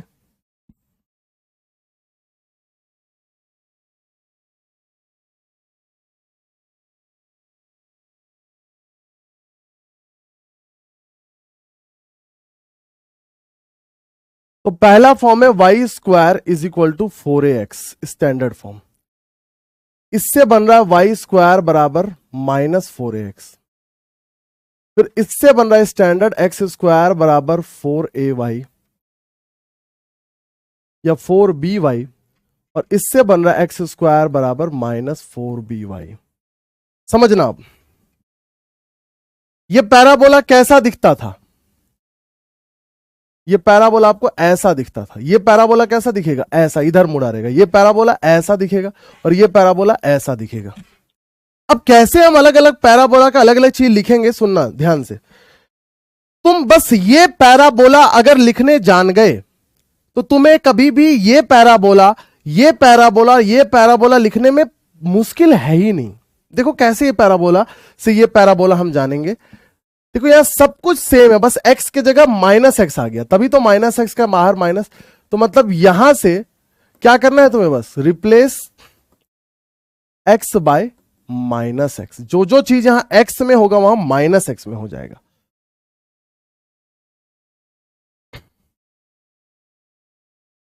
तो बताओ फोकस कितना है यहां? a comma 0। वर्टेक्स कितना था? 0 कॉमा 0।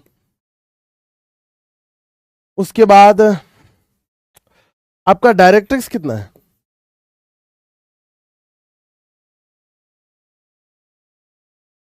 x बराबर माइनस है। एंड्स ऑफ लेटस रेक्टम कितना था? a comma 2a and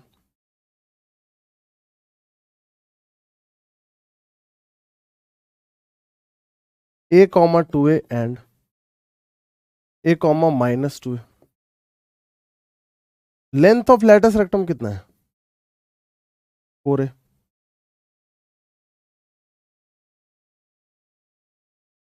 axis कितना है? y बराबर 0।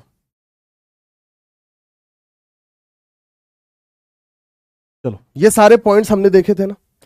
यहां पर देखो क्या हो जाएगा, हमने बोला x जो जो यहां पर है वो यहां पर माइनस एक्स बन जाएगा, तो फोकस क्या होगा? Minus a comma 0। वर्टेक्स 0 की जगह माइनस 0 भी लिखोगे वही आएगा। डायरेक्ट्रिक्स x की जगह क्या लिखोगे? Minus X. Ends of latus rectum क्या लिखोगे? x की जगह माइनस एक्स लिखना है, x की जगह क्या लिखना है? Minus x. तो a की जगह क्या लिख देंगे?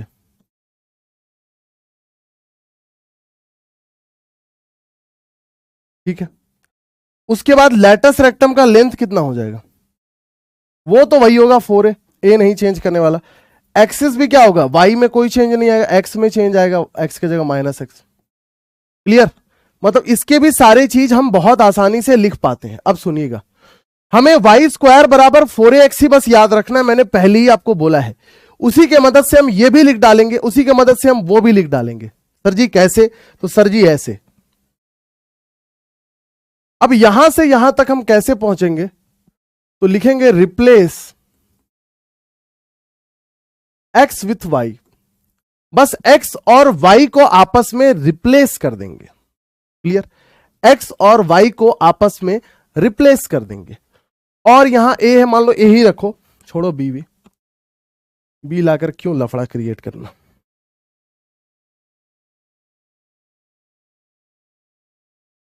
देखो तो हम वही चीज करेंगे। फोकस यहां क्या था? a कॉमा 0, एक्स वाई को रिप्लेस करना है, 0 कॉमा a हो जाएगा। वर्टेक्स 0 0 ही होगा रिप्लेस करने के बाद।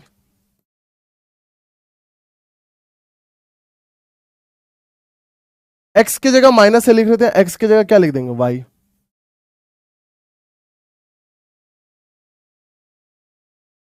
Ends of latus rectum a comma 2a, तो 2a comma a and minus 2a comma a हो जाएगा। लेटस रेक्टम का लेंथ 4a हो जाएगा, सही है, लेंथ नहीं चेंज होगा। एक्सिस वहां y बराबर 0 था, यहां पे कितना हो जाएगा? x बराबर 0, क्योंकि x को हम y से रिप्लेस करेंगे। ठीक हो गया।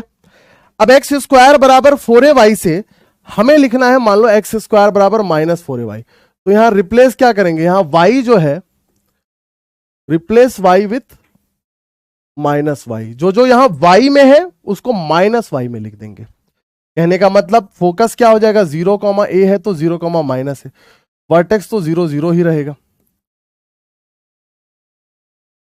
डायरेक्ट्रिक्स क्या हो जाएगा? y की जगह माइनस y हो जाएगा।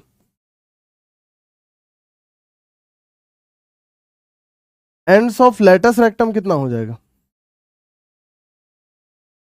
2a, और y की जगह माइनस है and minus 2a comma a। ठीक। लेटस रेक्टम का लेंथ तो नहीं चेंज करेगा, वो 4a ही रहेगा। और एक्सिस कितना हो जाएगा? हमने बोला x y की जगह माइनस एक्स वाई करेंगे, x की जगह तो वही रहेगा। तो हमने एक फॉर्मेट याद रखा, वाई स्क्वायर बराबर 4ax।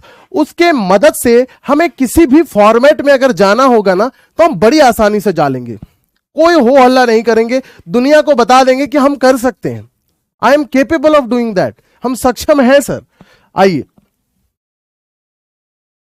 ये पहला सवाल आपके पास, find the coordinates of the focus axis and equation of directrix and latus rectum तो पैराबोला। देखो आपके पास क्या है? वाई स्क्वायर बराबर 8x। Since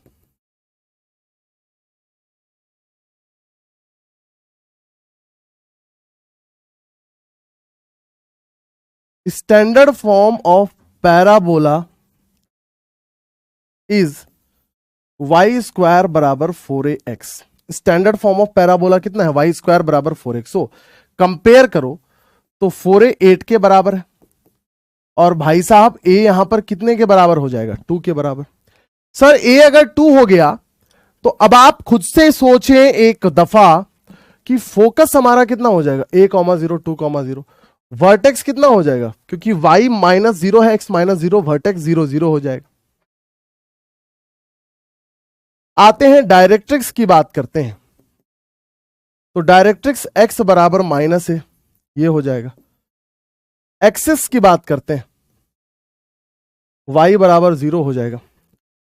length of latus rectum की बात करते हैं, 8 हो जाएगा। एंड्स ऑफ लेटस रेक्टम की बात करते हैं तो a,2 है एंड a,-2 है। तो कोऑर्डिनेट्स ऑफ फोकस भी निकाल लिया, एक्सिस भी, इक्वेशन ऑफ द डायरेक्ट्रिक्स भी, and latus rectum of the parabola. हमने वो हर सारे पैरामीटर्स निकाल लिए, हमने वो सारे चीज निकाल लिए, वो कथातीत चीज जो मुझे निकालना था। क्लियर है? आगे बढ़े। अगला सवाल देखो, find the equation of parabola with focus देखो और डायरेक्ट्रिक्स देखो। बड़ा आसान है, कभी भी अगर फोकस और डायरेक्ट्रिक्स दिया है तो सबसे आसान काम है पैराबोला का इक्वेशन लिखना। देखो डायरेक्ट्रिक्स का इक्वेशन कितना है, x -2 तो x + 2 बराबर 0। फोकस 2,0 तो लिखेंगे let a point P H, K is on the parabola, my dear friend। एक पॉइंट हम मान लेंगे H, K जो पैराबोला पर होगा। अब देखो पैराबोला पर H, K है ना, तो यहां से ये बात तो मैंने दुनिया को बता दी थी कि PS बराबर क्या होता है, PM होता है। ये मैंने सबको चीख चीख कर कह दिया था, चिल्ला चिल्ला के कह दिया था कि सर जी ऐसी कहानी है कि PS बराबर PM होता है, तो PS तो हमारा H -2 दी होल स्क्वायर होगा, K -0 the whole square root के अंदर आवेगा, और PM कितना हो जाएगा, तो H + 2 का मॉड हो जाएगा। बाद में इसका स्क्वायर कर देंगे my dear friend, H² + 4 -4H + K² बराबर H² + 4 + 4H हो जाएगा। अब आप ध्यान से देखें, ये सब कुछ कट जाएंगे और यहां से बहुत आसानी से जो हमें निकालना है ना, वो हम निकाल लेंगे। K² बराबर 8H आ जाएगा और Y² बराबर 8X आ जाएगा माय डियर फ्रेंड। तो जो मुझको चाहिए था वो मैंने हासिल कर लिया है। कोई दिक्कत, किसी को कोई तकलीफ अभी तक में नहीं हुई होगी। आगे बढ़ते हैं। फिर से एक सवाल आपके पास ये रहा, कह रहा है find the equation of the parabola whose vertex is 0 0 and focus is। देखो सवाल का फिगर ऐसा बनेगा,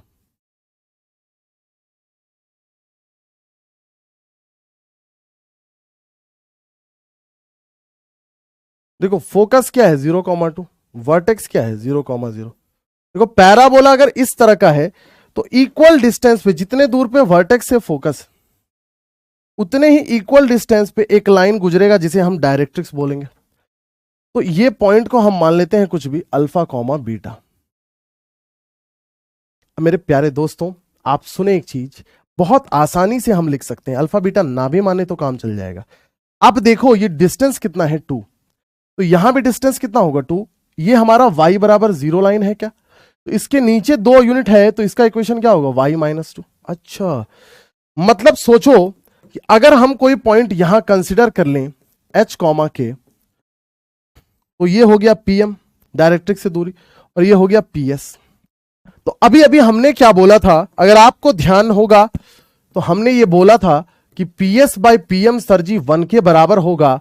तो क्या हम ऐसा लिख सकते हैं कि PS बराबर PM होगा माय डियर फ्रेंड, और PS कितना हो जाएगा, तो H -0 दी होल स्क्वायर और K -2 the whole square the under root हो जाएगा, और PM कितना हो जाएगा, तो Y + 2 मतलब K + 2 का होल स्क्वायर हो जाएगा। तो H square plus K square plus 4 minus 4h is equal to K square plus 4 plus 4k, K square plus 4k square plus 4 दोनों तरफ कट जाएगा, ये 4k हो जाएगा। अब यहां से ध्यान से देखें, एच स्क्वायर बराबर 8k आएगा, बाद में हम क्या लिख सकते हैं, एक्स स्क्वायर बराबर 8y। The final replacement and we will get the equation of the parabola. I hope everybody has understood this. देखो ये सवाल क्या कह रहा है यहां पर, find the equation of the parabola which is symmetric about the y-axis passes through the point 2, -3. Symmetric about the y-axis passes through the point 2, -3. देखो पैराबोला का फिगर कुछ ऐसा बनेगा। एक पैराबोला है जो सिमेट्रिक अबाउट द y-axis है। Symmetric about the y-axis बोले तो क्या है ब्रो, ये y-axis है, इसकी अबाउट सिमेट्रिक, और पास कर रहा है 2, -3 से। मतलब पैराबोला कुछ ऐसा नहीं बनेगा, ऐसा बनेगा। 2, -3 से पास कर रहा है, मतलब नीचे से पैराबोला पास कर रहा है।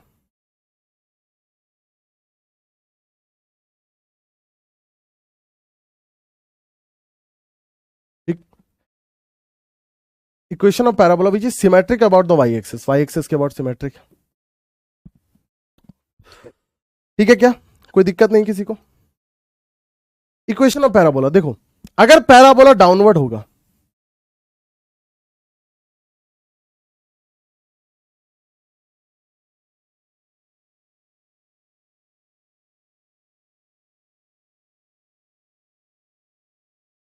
इस केस में पैराबोला का इक्वेशन क्या होगा, x - 0 का होल स्क्वायर -4a, वर्टेक्स 0, 0 ये होगा। अब ये पास कहां से कर रहा है, 2, -3 से, तो x की जगह 2 रख दो।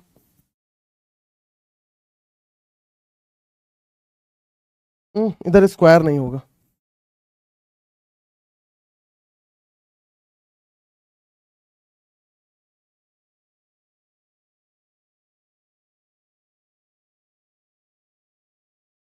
ये बराबर आएगा 1/3। तो फाइनली इक्वेशन ऑफ पैराबोला क्या हो जाएगा, x - 0 का होल स्क्वायर एक्स स्क्वायर, ये आ जाएगा। तो this is the final equation of parabola. समझ रहे हैं, बहुत आसान है, लिख लें।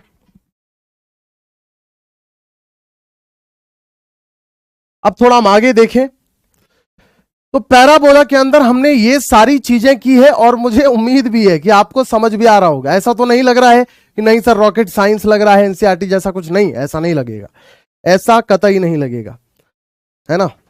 कई बच्चे मुझे कहते हैं कि सर आप जो पढ़ाते हैं कभी कभी हवा लगता है, तो मैं पढ़ाता ही मेंस एडवांस के लिए था प्योरली, लेकिन यहां भी मिला तो चलिए आपको बाबू मुन्ना जैसा दिखाऊं कि मेरे अंदर भी वो टैलेंट है कि आपको बाबू मुन्ना जैसा सब कुछ लगे। चलिए अब हम इलिप्स की बात करते हैं। तो इलिप्स की जहां तक बात की जाए, तो इलिप्स पहली बात दिखता कैसा है, इस पर सबसे पहले हमें डिस्कशन करनी चाहिए कि एक्चुअली में सर इलिप्स दिखता कैसा है। सर जी ऐसा दिखता है इलिप्स, लो सर जी ऐसा दिखता है इलिप्स, ठीक है।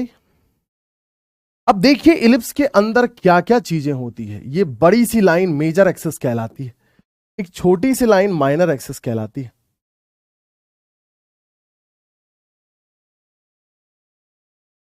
सही है, सही है ब्रो, बिल्कुल सही है ब्रो, इधर भी खींच देना, इधर भी खींच देना, ठीक है। अब देखो इस इलिप्स को ध्यान से देखोगे तुम्हें कितना आनंद आएगा। ये vertex and this is one focus and this is another focus. इसके बाद सब चीज दो दो है, फोकस वर्टेक्स बस 0, 0 है, फोकस आपका एक है, एक कहलाता है AE, 0, एक कहलाता है -AE, 0, ठीक। एक आपके पास डायरेक्ट्रिक्स है, वो कहलाता है x बराबर -A/E, एक डायरेक्ट्रिक्स है वो कहलाता है x बराबर A/E, ठीक है क्या। कोई दिक्कत नहीं है। इलिप्स के अंदर भी वही डेफिनेशन काम करने वाला है जो हम ऑलरेडी देखकर आए हैं।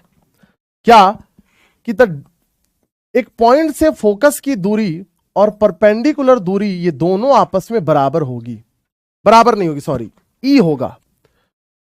तो PS बाई PM जो रेशियो होगा वो ई के बराबर होगा इलिप्स के अंदर।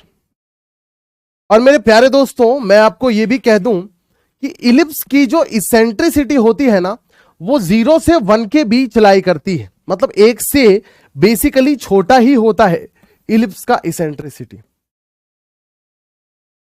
तो आप इसे और एलैबोरेट करते हैं तो P आप अगर एक पॉइंट कंसिडर करते हैं H, K my dear friend, तो आपको यहां से दिखेगा कि H minus A the whole square लेते हैं आप, और K माइनस 0 का होल स्क्वायर जब आप करते हैं, रूट लगाते हैं, लहराते हैं, बल खाते हैं, वहां पर वो जाएगा, बिल्कुल आनंद लेगा और H minus A by E करेगा और मामला बिल्कुल सेट होता हुआ आपको बहुत जल्द नजर आने वाला है।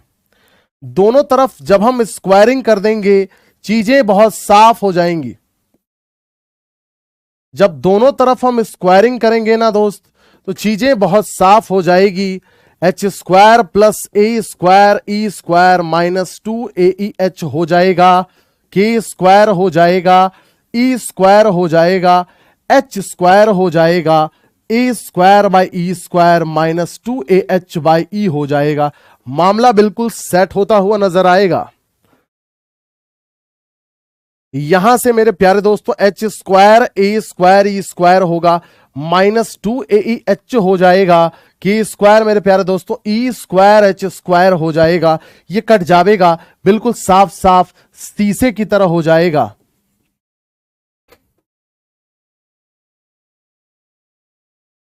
इतनी चीजें हो चुकी है इधर उधर कि अब काट दिया जाए तो किसी को कोई दो राय इसमें नहीं होगी।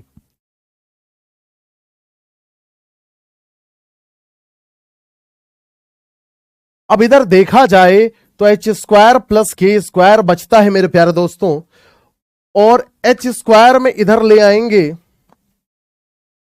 तो 1 माइनस ई स्क्वायर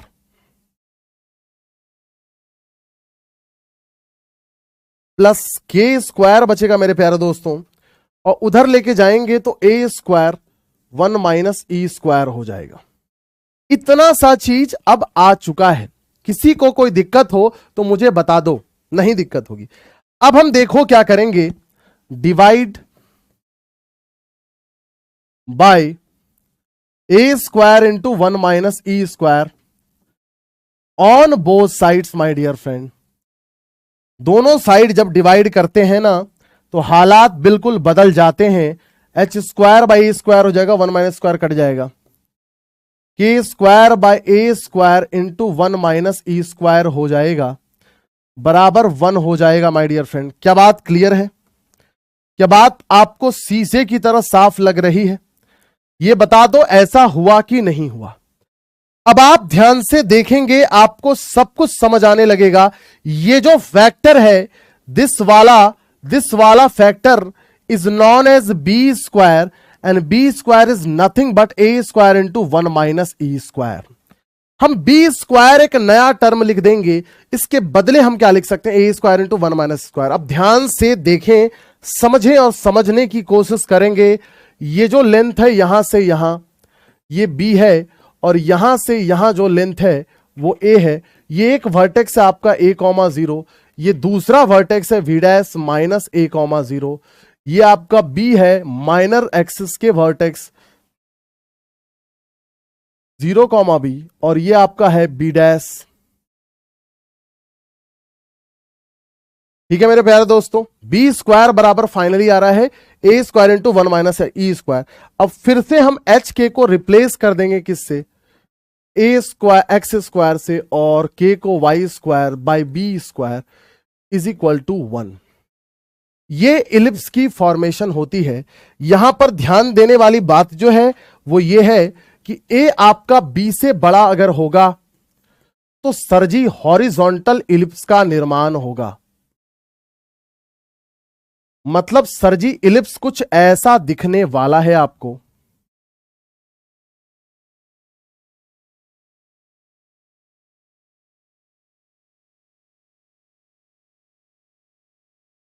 मतलब जिसके अंदर आपका वर्टेक्स जो है ये a,0 होगा,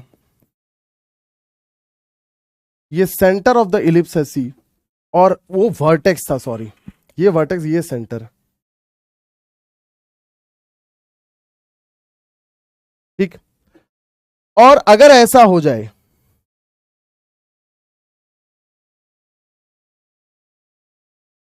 x square by A square plus Y square by B square equal to 1 हो जाए, अगर ऐसा हो जाए और साथ ही साथ अगर बी ए से बड़ा हो जाए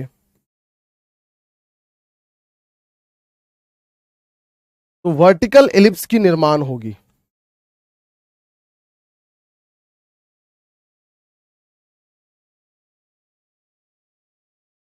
जीरो कॉमा बी हो जाएगा, ठीक है।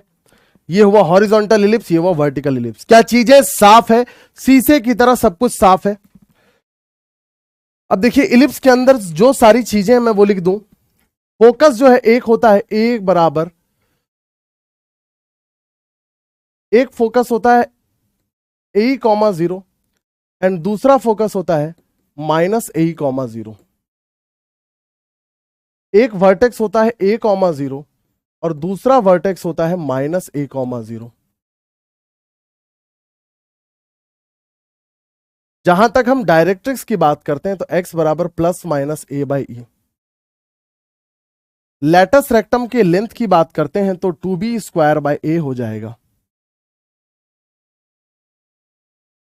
एंड्स ऑफ लेटस रेक्टम की बात करेंगे हम तो वो हो जाएगा plus minus a comma plus minus B square by a. बोलोगे सर ये कैसे, आइए सर ये भी देख लें।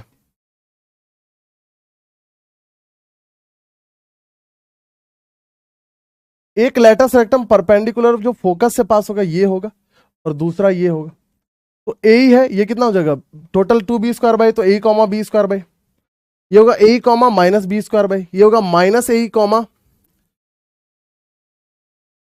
बी स्क्वायर बाई, ये होगा minus a, minus B square by, ये कितना हो जाएगा माइनस ए और plus a, minus B square by, और ये हो जाएगा a, बी स्क्वायर बाई। तो ये ends of latus rectum.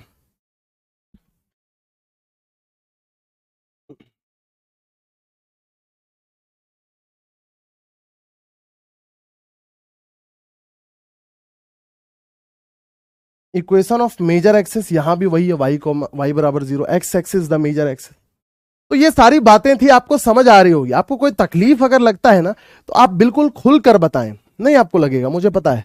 So these are some of the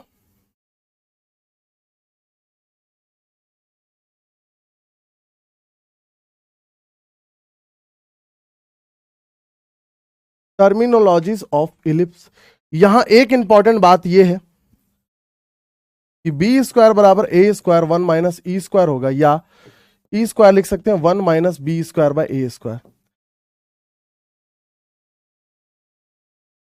या माइनस में मैं इसलिए लिख रहा हूं कि इसेंट्रिसिटी जो था एक से कम होता है, इसीलिए -1 minus B square by A square. आपको दोनों तरह से याद रखना है, ऐसे भी याद रखना है और आपको ऐसे भी याद रखना है।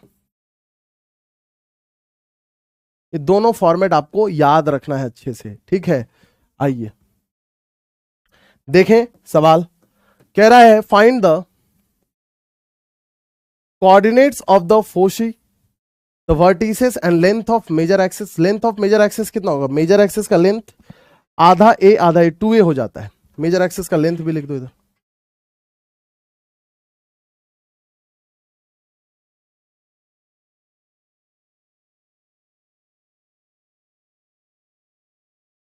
टू ए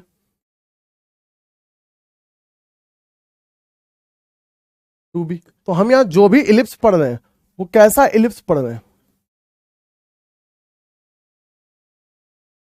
हॉरिजॉन्टल इलिप्स पढ़ रहे हैं मेरे दोस्तों। हॉरिजॉन्टल इलिप्स पढ़ रहे हैं, वर्टिकल इलिप्स नहीं, हॉरिजॉन्टल इलिप्स। अब देखो इस क्वेश्चन में foci vertices length of major axis minor axis the eccentricity and latus rectum of the ellipse. बहुत इजी क्वेश्चन। इलिप्स है X square by 25 plus Y square by 9 equal to 1। तो सबसे पहले बताओ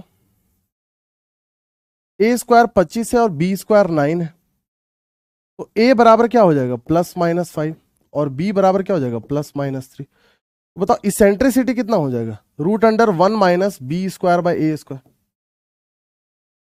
4/5 हो गया क्या इसेंट्रिसिटी? सर अगर हमारी इसेंट्रिसिटी 4/5 है, मेरी बात को एकदम ध्यान से सुनिए। सर मेरी इसेंट्रिसिटी अगर 4/5 है तो फोकस क्या होता है +-a,0 कट जाएगा 5-5, ये हो गया। वर्टेक्स क्या होता है +-a,0, वर्टेक्स हो गया। तो वर्टेक्स लिख लिया हमने, फोसी लिख लिया, लेंथ ऑफ मेजर एक्सिस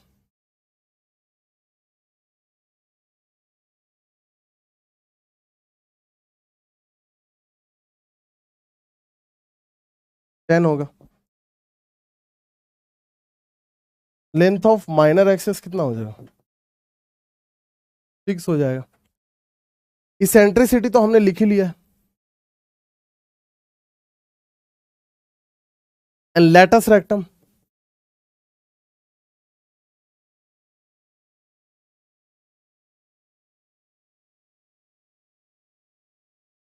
(18/5) होगा length of latus rectum. Clear है? सारी चीजें हमने बहुत खूबसूरती से देखी है, कोई दिक्कत होगा ही नहीं कभी भी। अगला सवाल, find the coordinates of the foci vertices and length of major and minor axis and eccentricity of the ellipse. देखो क्या है,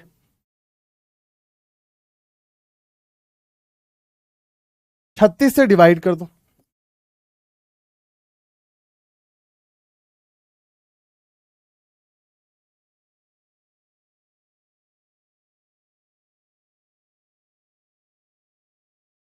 दोनों साइड 36 से डिवाइड कर दे।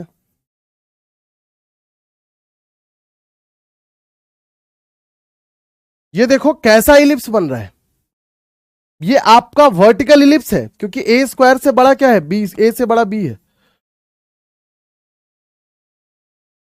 तो सब कुछ यहां एक्स की जगह वाई पे आ जाएगा। वर्टिकल इलिप्स में क्या होता है, रिप्लेस एक्स बाय वाई।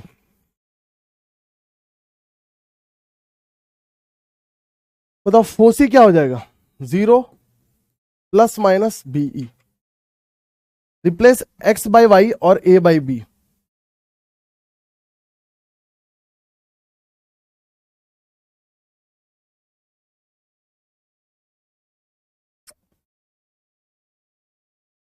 सारा कुछ लिख देंगे।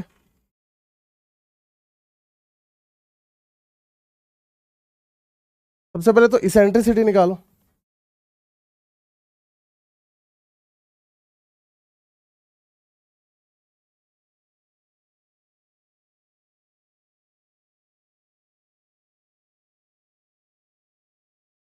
ये हो गया। वर्टेक्स क्या होगा 0 ± बी।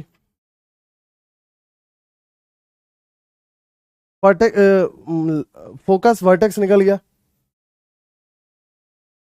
मेजर एक्सिस अब की बार क्या हो जाएगा 2b 6।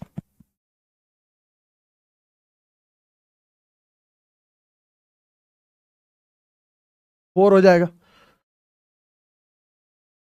लेटस रेक्टम कितना हो जाएगा, ए को बी से रिप्लेस करना है।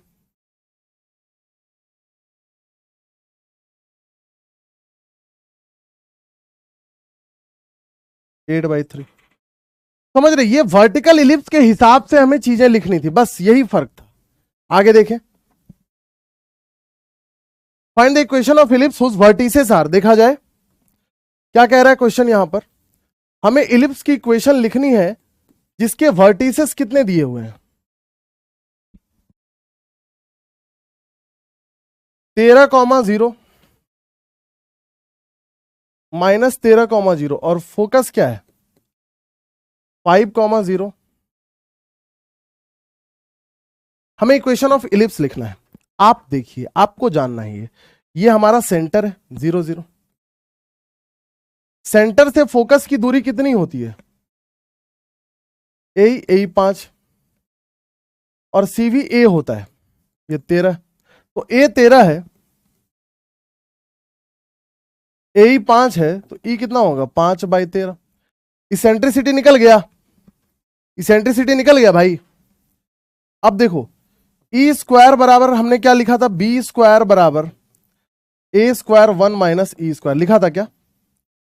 तो ए स्क्वायर 169,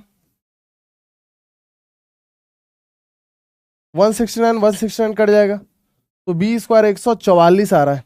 तो बी स्क्वायर 144 आ गया और ए स्क्वायर यहां से कितना आ जा रहा है 169। ए स्क्वायर निकल गया 169, बी स्क्वायर 144। तो बता इक्वेशन ऑफ इलिप्स कितना हो जाएगा, एक्स माइनस सेंटर क्या है 0 bye A square. A square कितना है 169 और इधर बी स्क्वायर क्या है 144 बराबर 1। तो हमने लिख दिया क्या, इक्वेशन ऑफ इलिप्स बहुत आसानी से लिख दिया चुटकी भर में। देखो यहां क्या कह रहा है, find the equation of ellipse whose length of major axis दिया हुआ है, ये आपका वर्टिकल इलिप्स है। तो ये आप बनाओगे। वर्टिकल के लिए क्या करते हैं, एक्स को वाई से रिप्लेस, ए को बी से रिप्लेस करते हैं। Find the equation of ellipse with major axis along the x axis. अच्छा, major axis along x axis and passing through the points, ये है। और कहां से पास कर रहा है,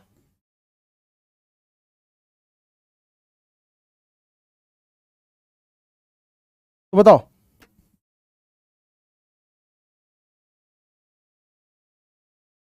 इक्वेशन ऑफ इलिप्स क्या होता है, X square by A square, है ना। अब लिखेंगे P 4,3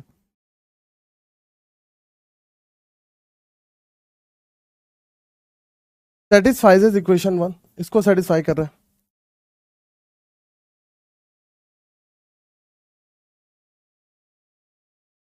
ये हो गया।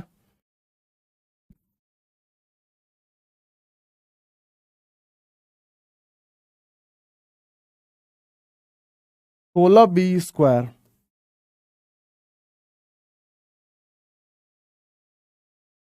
ठीक। दूसरा चीज Q -1,4,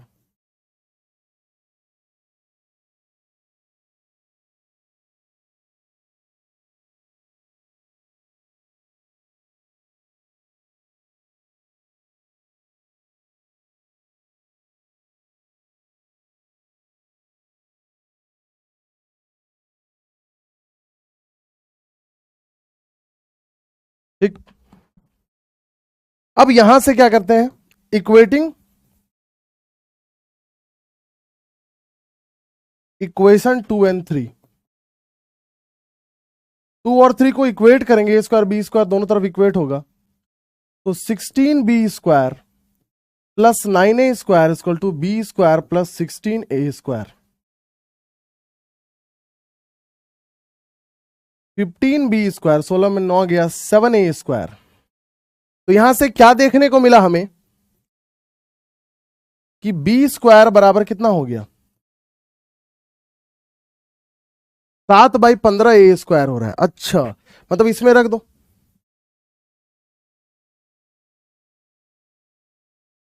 सात बाई 15,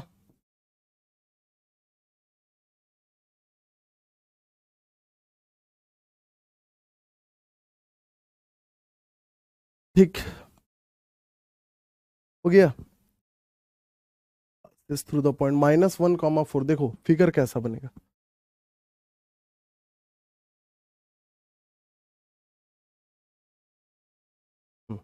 इतना हो गया है। ए स्क्वायर अगर हम कॉमन लेंगे यहां से बी स्क्वायर बराबर इतना आ रहा है, देख लीजिए पहले। चलिए देख सकते हैं, इतना भी ना करें, ऐसा करते हैं कि 1 और 2 को ना हम लोग एलिमिनेट करते हैं, एलिमिनेशन मेथड लगाकर, वो ज्यादा आसान रहेगा। ऐसा करते हैं, इसमें 16 मल्टीप्लाई कर देते हैं, फिर घटा देते हैं। तो ये सब करने का जरूरत नहीं है। 1 माइनस या 2 माइनस 3 इंटू 16 कर दो। यहां से सॉल्व करने के बाद देखना, ए स्क्वायर आएगा 247/7 और बी स्क्वायर आएगा 247/15। ठीक है ब्रो, ये यहां पर लाकर रख देना, रख दोगे काम हो जाएगा खत्म।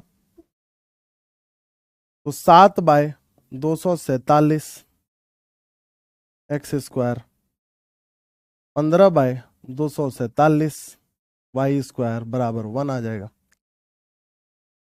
ठीक है, आसान है, कोई दिक्कत नहीं है। चलिए, इलिप्स खत्म। अब आते हैं, now it's time to turn for hyperbola bro. Hyperbola क्या है? इलिप्स के जैसा एक और फिगर बनता है, लेकिन थोड़ा सा डिफरेंस है दोनों में। क्या हाइपरबोला, ये थोड़ा डिस्कस करें।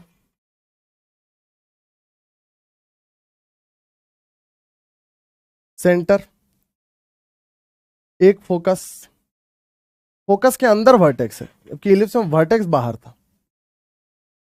यहां पर आपका जो डायरेक्ट्रिक्स है ना, वो अंदर में है।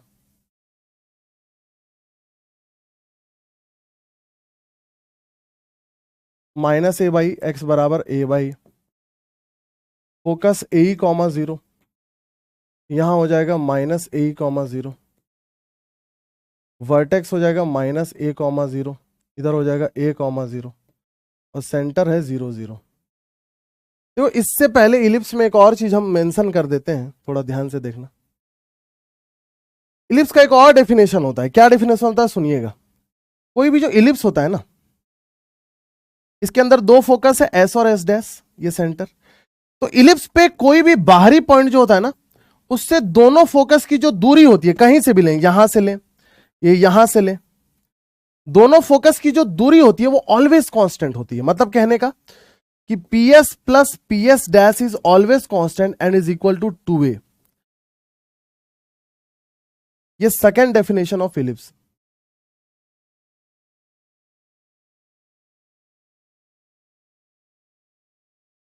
ये भी याद रखिएगा।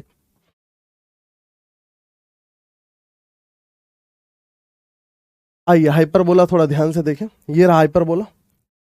ठीक, हाइपरबोला के अंदर भी वही सारी बातें कि किसी पॉइंट से फोकस की दूरी, उसके डायरेक्ट्रिक्स की दूरी, ये दोनों क्या होती है, ये दोनों क्या होती है, ये दोनों एक रेशियो के बराबर होती है। मतलब PS/PM is equal to E, where E is greater than 1 bro. और PS कितना हो जाएगा ब्रो? H-A हो जाएगा ब्रो।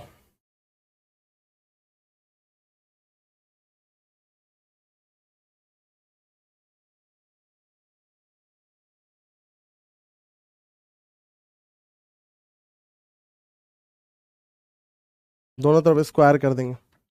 देख लो, पहले इतना लिख लो। चलिए, आप देख रहे हैं, या तो इस मेथड से करें, या एक और मेथड है इलिप्स का जो दूसरा डेफिनेशन होता है। एक तो ये हो गया,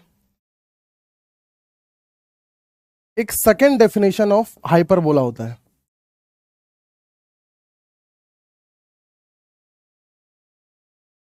वो क्या होता है? Difference of focal distances is always constant. Difference of focal distances is always constant. तो मान लो हम इस पॉइंट को ऐसे ले लें, इस पॉइंट को हम H, K ले लें, और ये हमारा C,0 है फोकस, ये -C,0 है। तो PS माइनस PS डैश जो होगा वो 2a के बराबर होगा। मतलब H माइनस C का होल स्क्वायर, K माइनस 0 का होल स्क्वायर।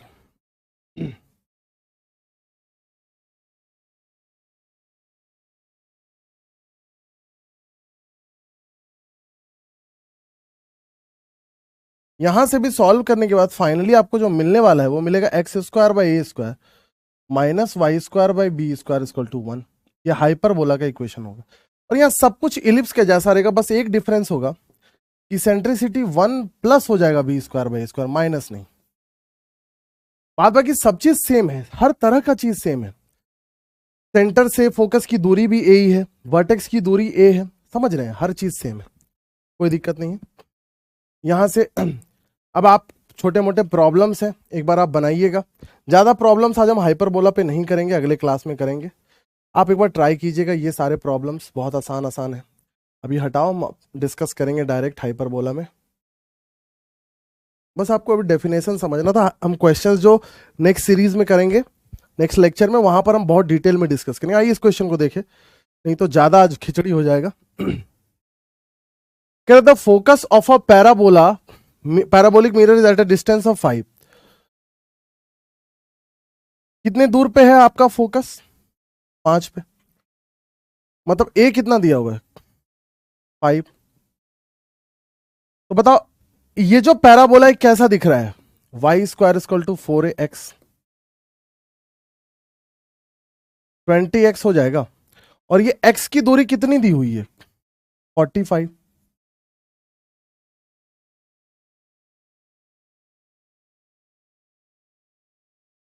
तो Y square equal to 900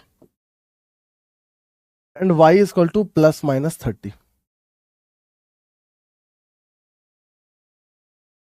y आपका प्लस माइनस 30।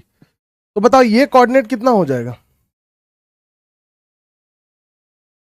ये कोऑर्डिनेट 45 कॉमा 30 और ये कोऑर्डिनेट 45 कॉमा माइनस 30।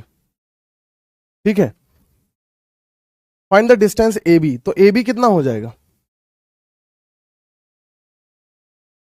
60 हो जाएगा, बीच का गैप। आइए इसे देखें। A beam is supported at it ends by अ पैराबोल। ऐसे सपोर्ट किया हुआ है, ऐसे एंड पर।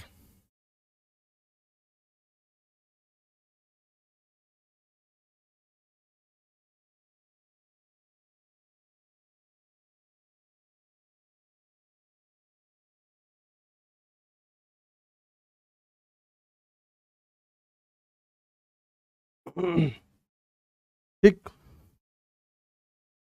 12 मीटर अपार्ट। कितने दूरी पर है ये?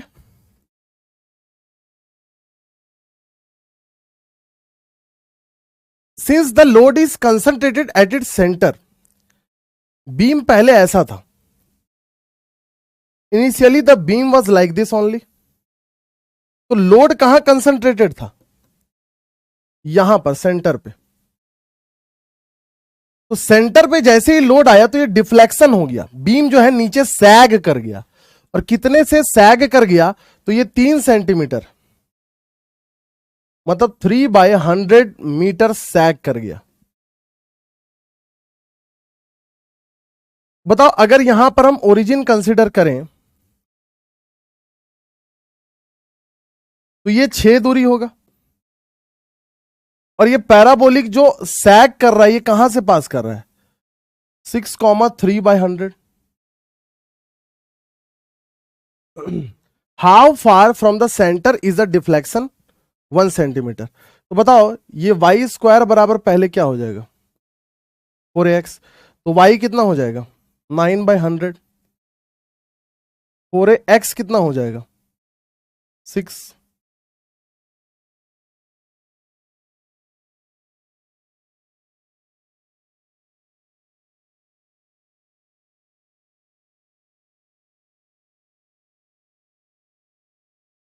3/800 आ रहा है। सो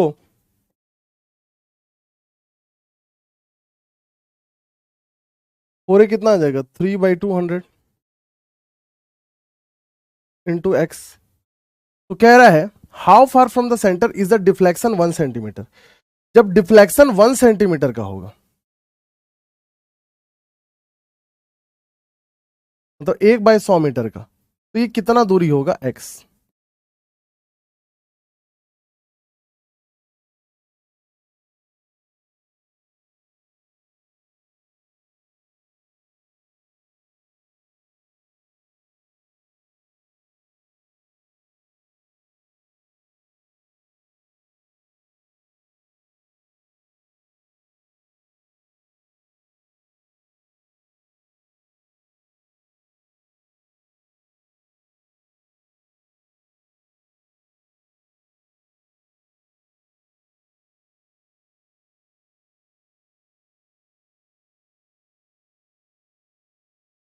x बराबर कितना हो जाएगा 2/3 मीटर्स, मतलब 2/3 मीटर्स दूर पर क्या हो जाएगा मतलब 1 सेंटीमीटर का डिफ्लेक्शन होगा। आगे देखो, कह रहा rod of length AB 15 centimetre rest in between two coordinate axes such a way that the end point A lies on the x axis and end point B lies on the y axis। ठीक, अब point P, एक point यहां P है x, y is taken on the rod such that the distance AP, ये कितना है 6 centimetre, तो ये 15 सेंटीमीटर का रॉड है, तो ये कितना हो जाएगा 9 सेंटीमीटर। ये कोऑर्डिनेट एक्सिस है, तो ये सोचो कितना हो जाएगा y, और ये कितना हो जाएगा x। तो देखो इन ट्रायंगल BMP, अगर हम ट्रायंगल BMP की बात करें, इसे थीटा मानेंगे तो ये भी कितना हो जाएगा थीटा, तो साइन थीटा कितना हो जाएगा या कॉस थीटा कितना हो जाएगा x/9। इन ट्रायंगल PNA की बात करें कितना हो जाएगा भाई साइन थीटा, देख रहे हैं साइन थीटा कॉस थीटा मिल गया, और हम जानते हैं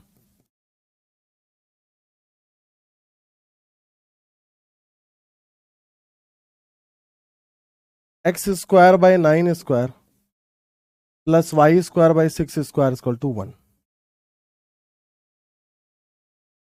ये इलिप्स मिल गया, तो लोकस इज इलिप्स।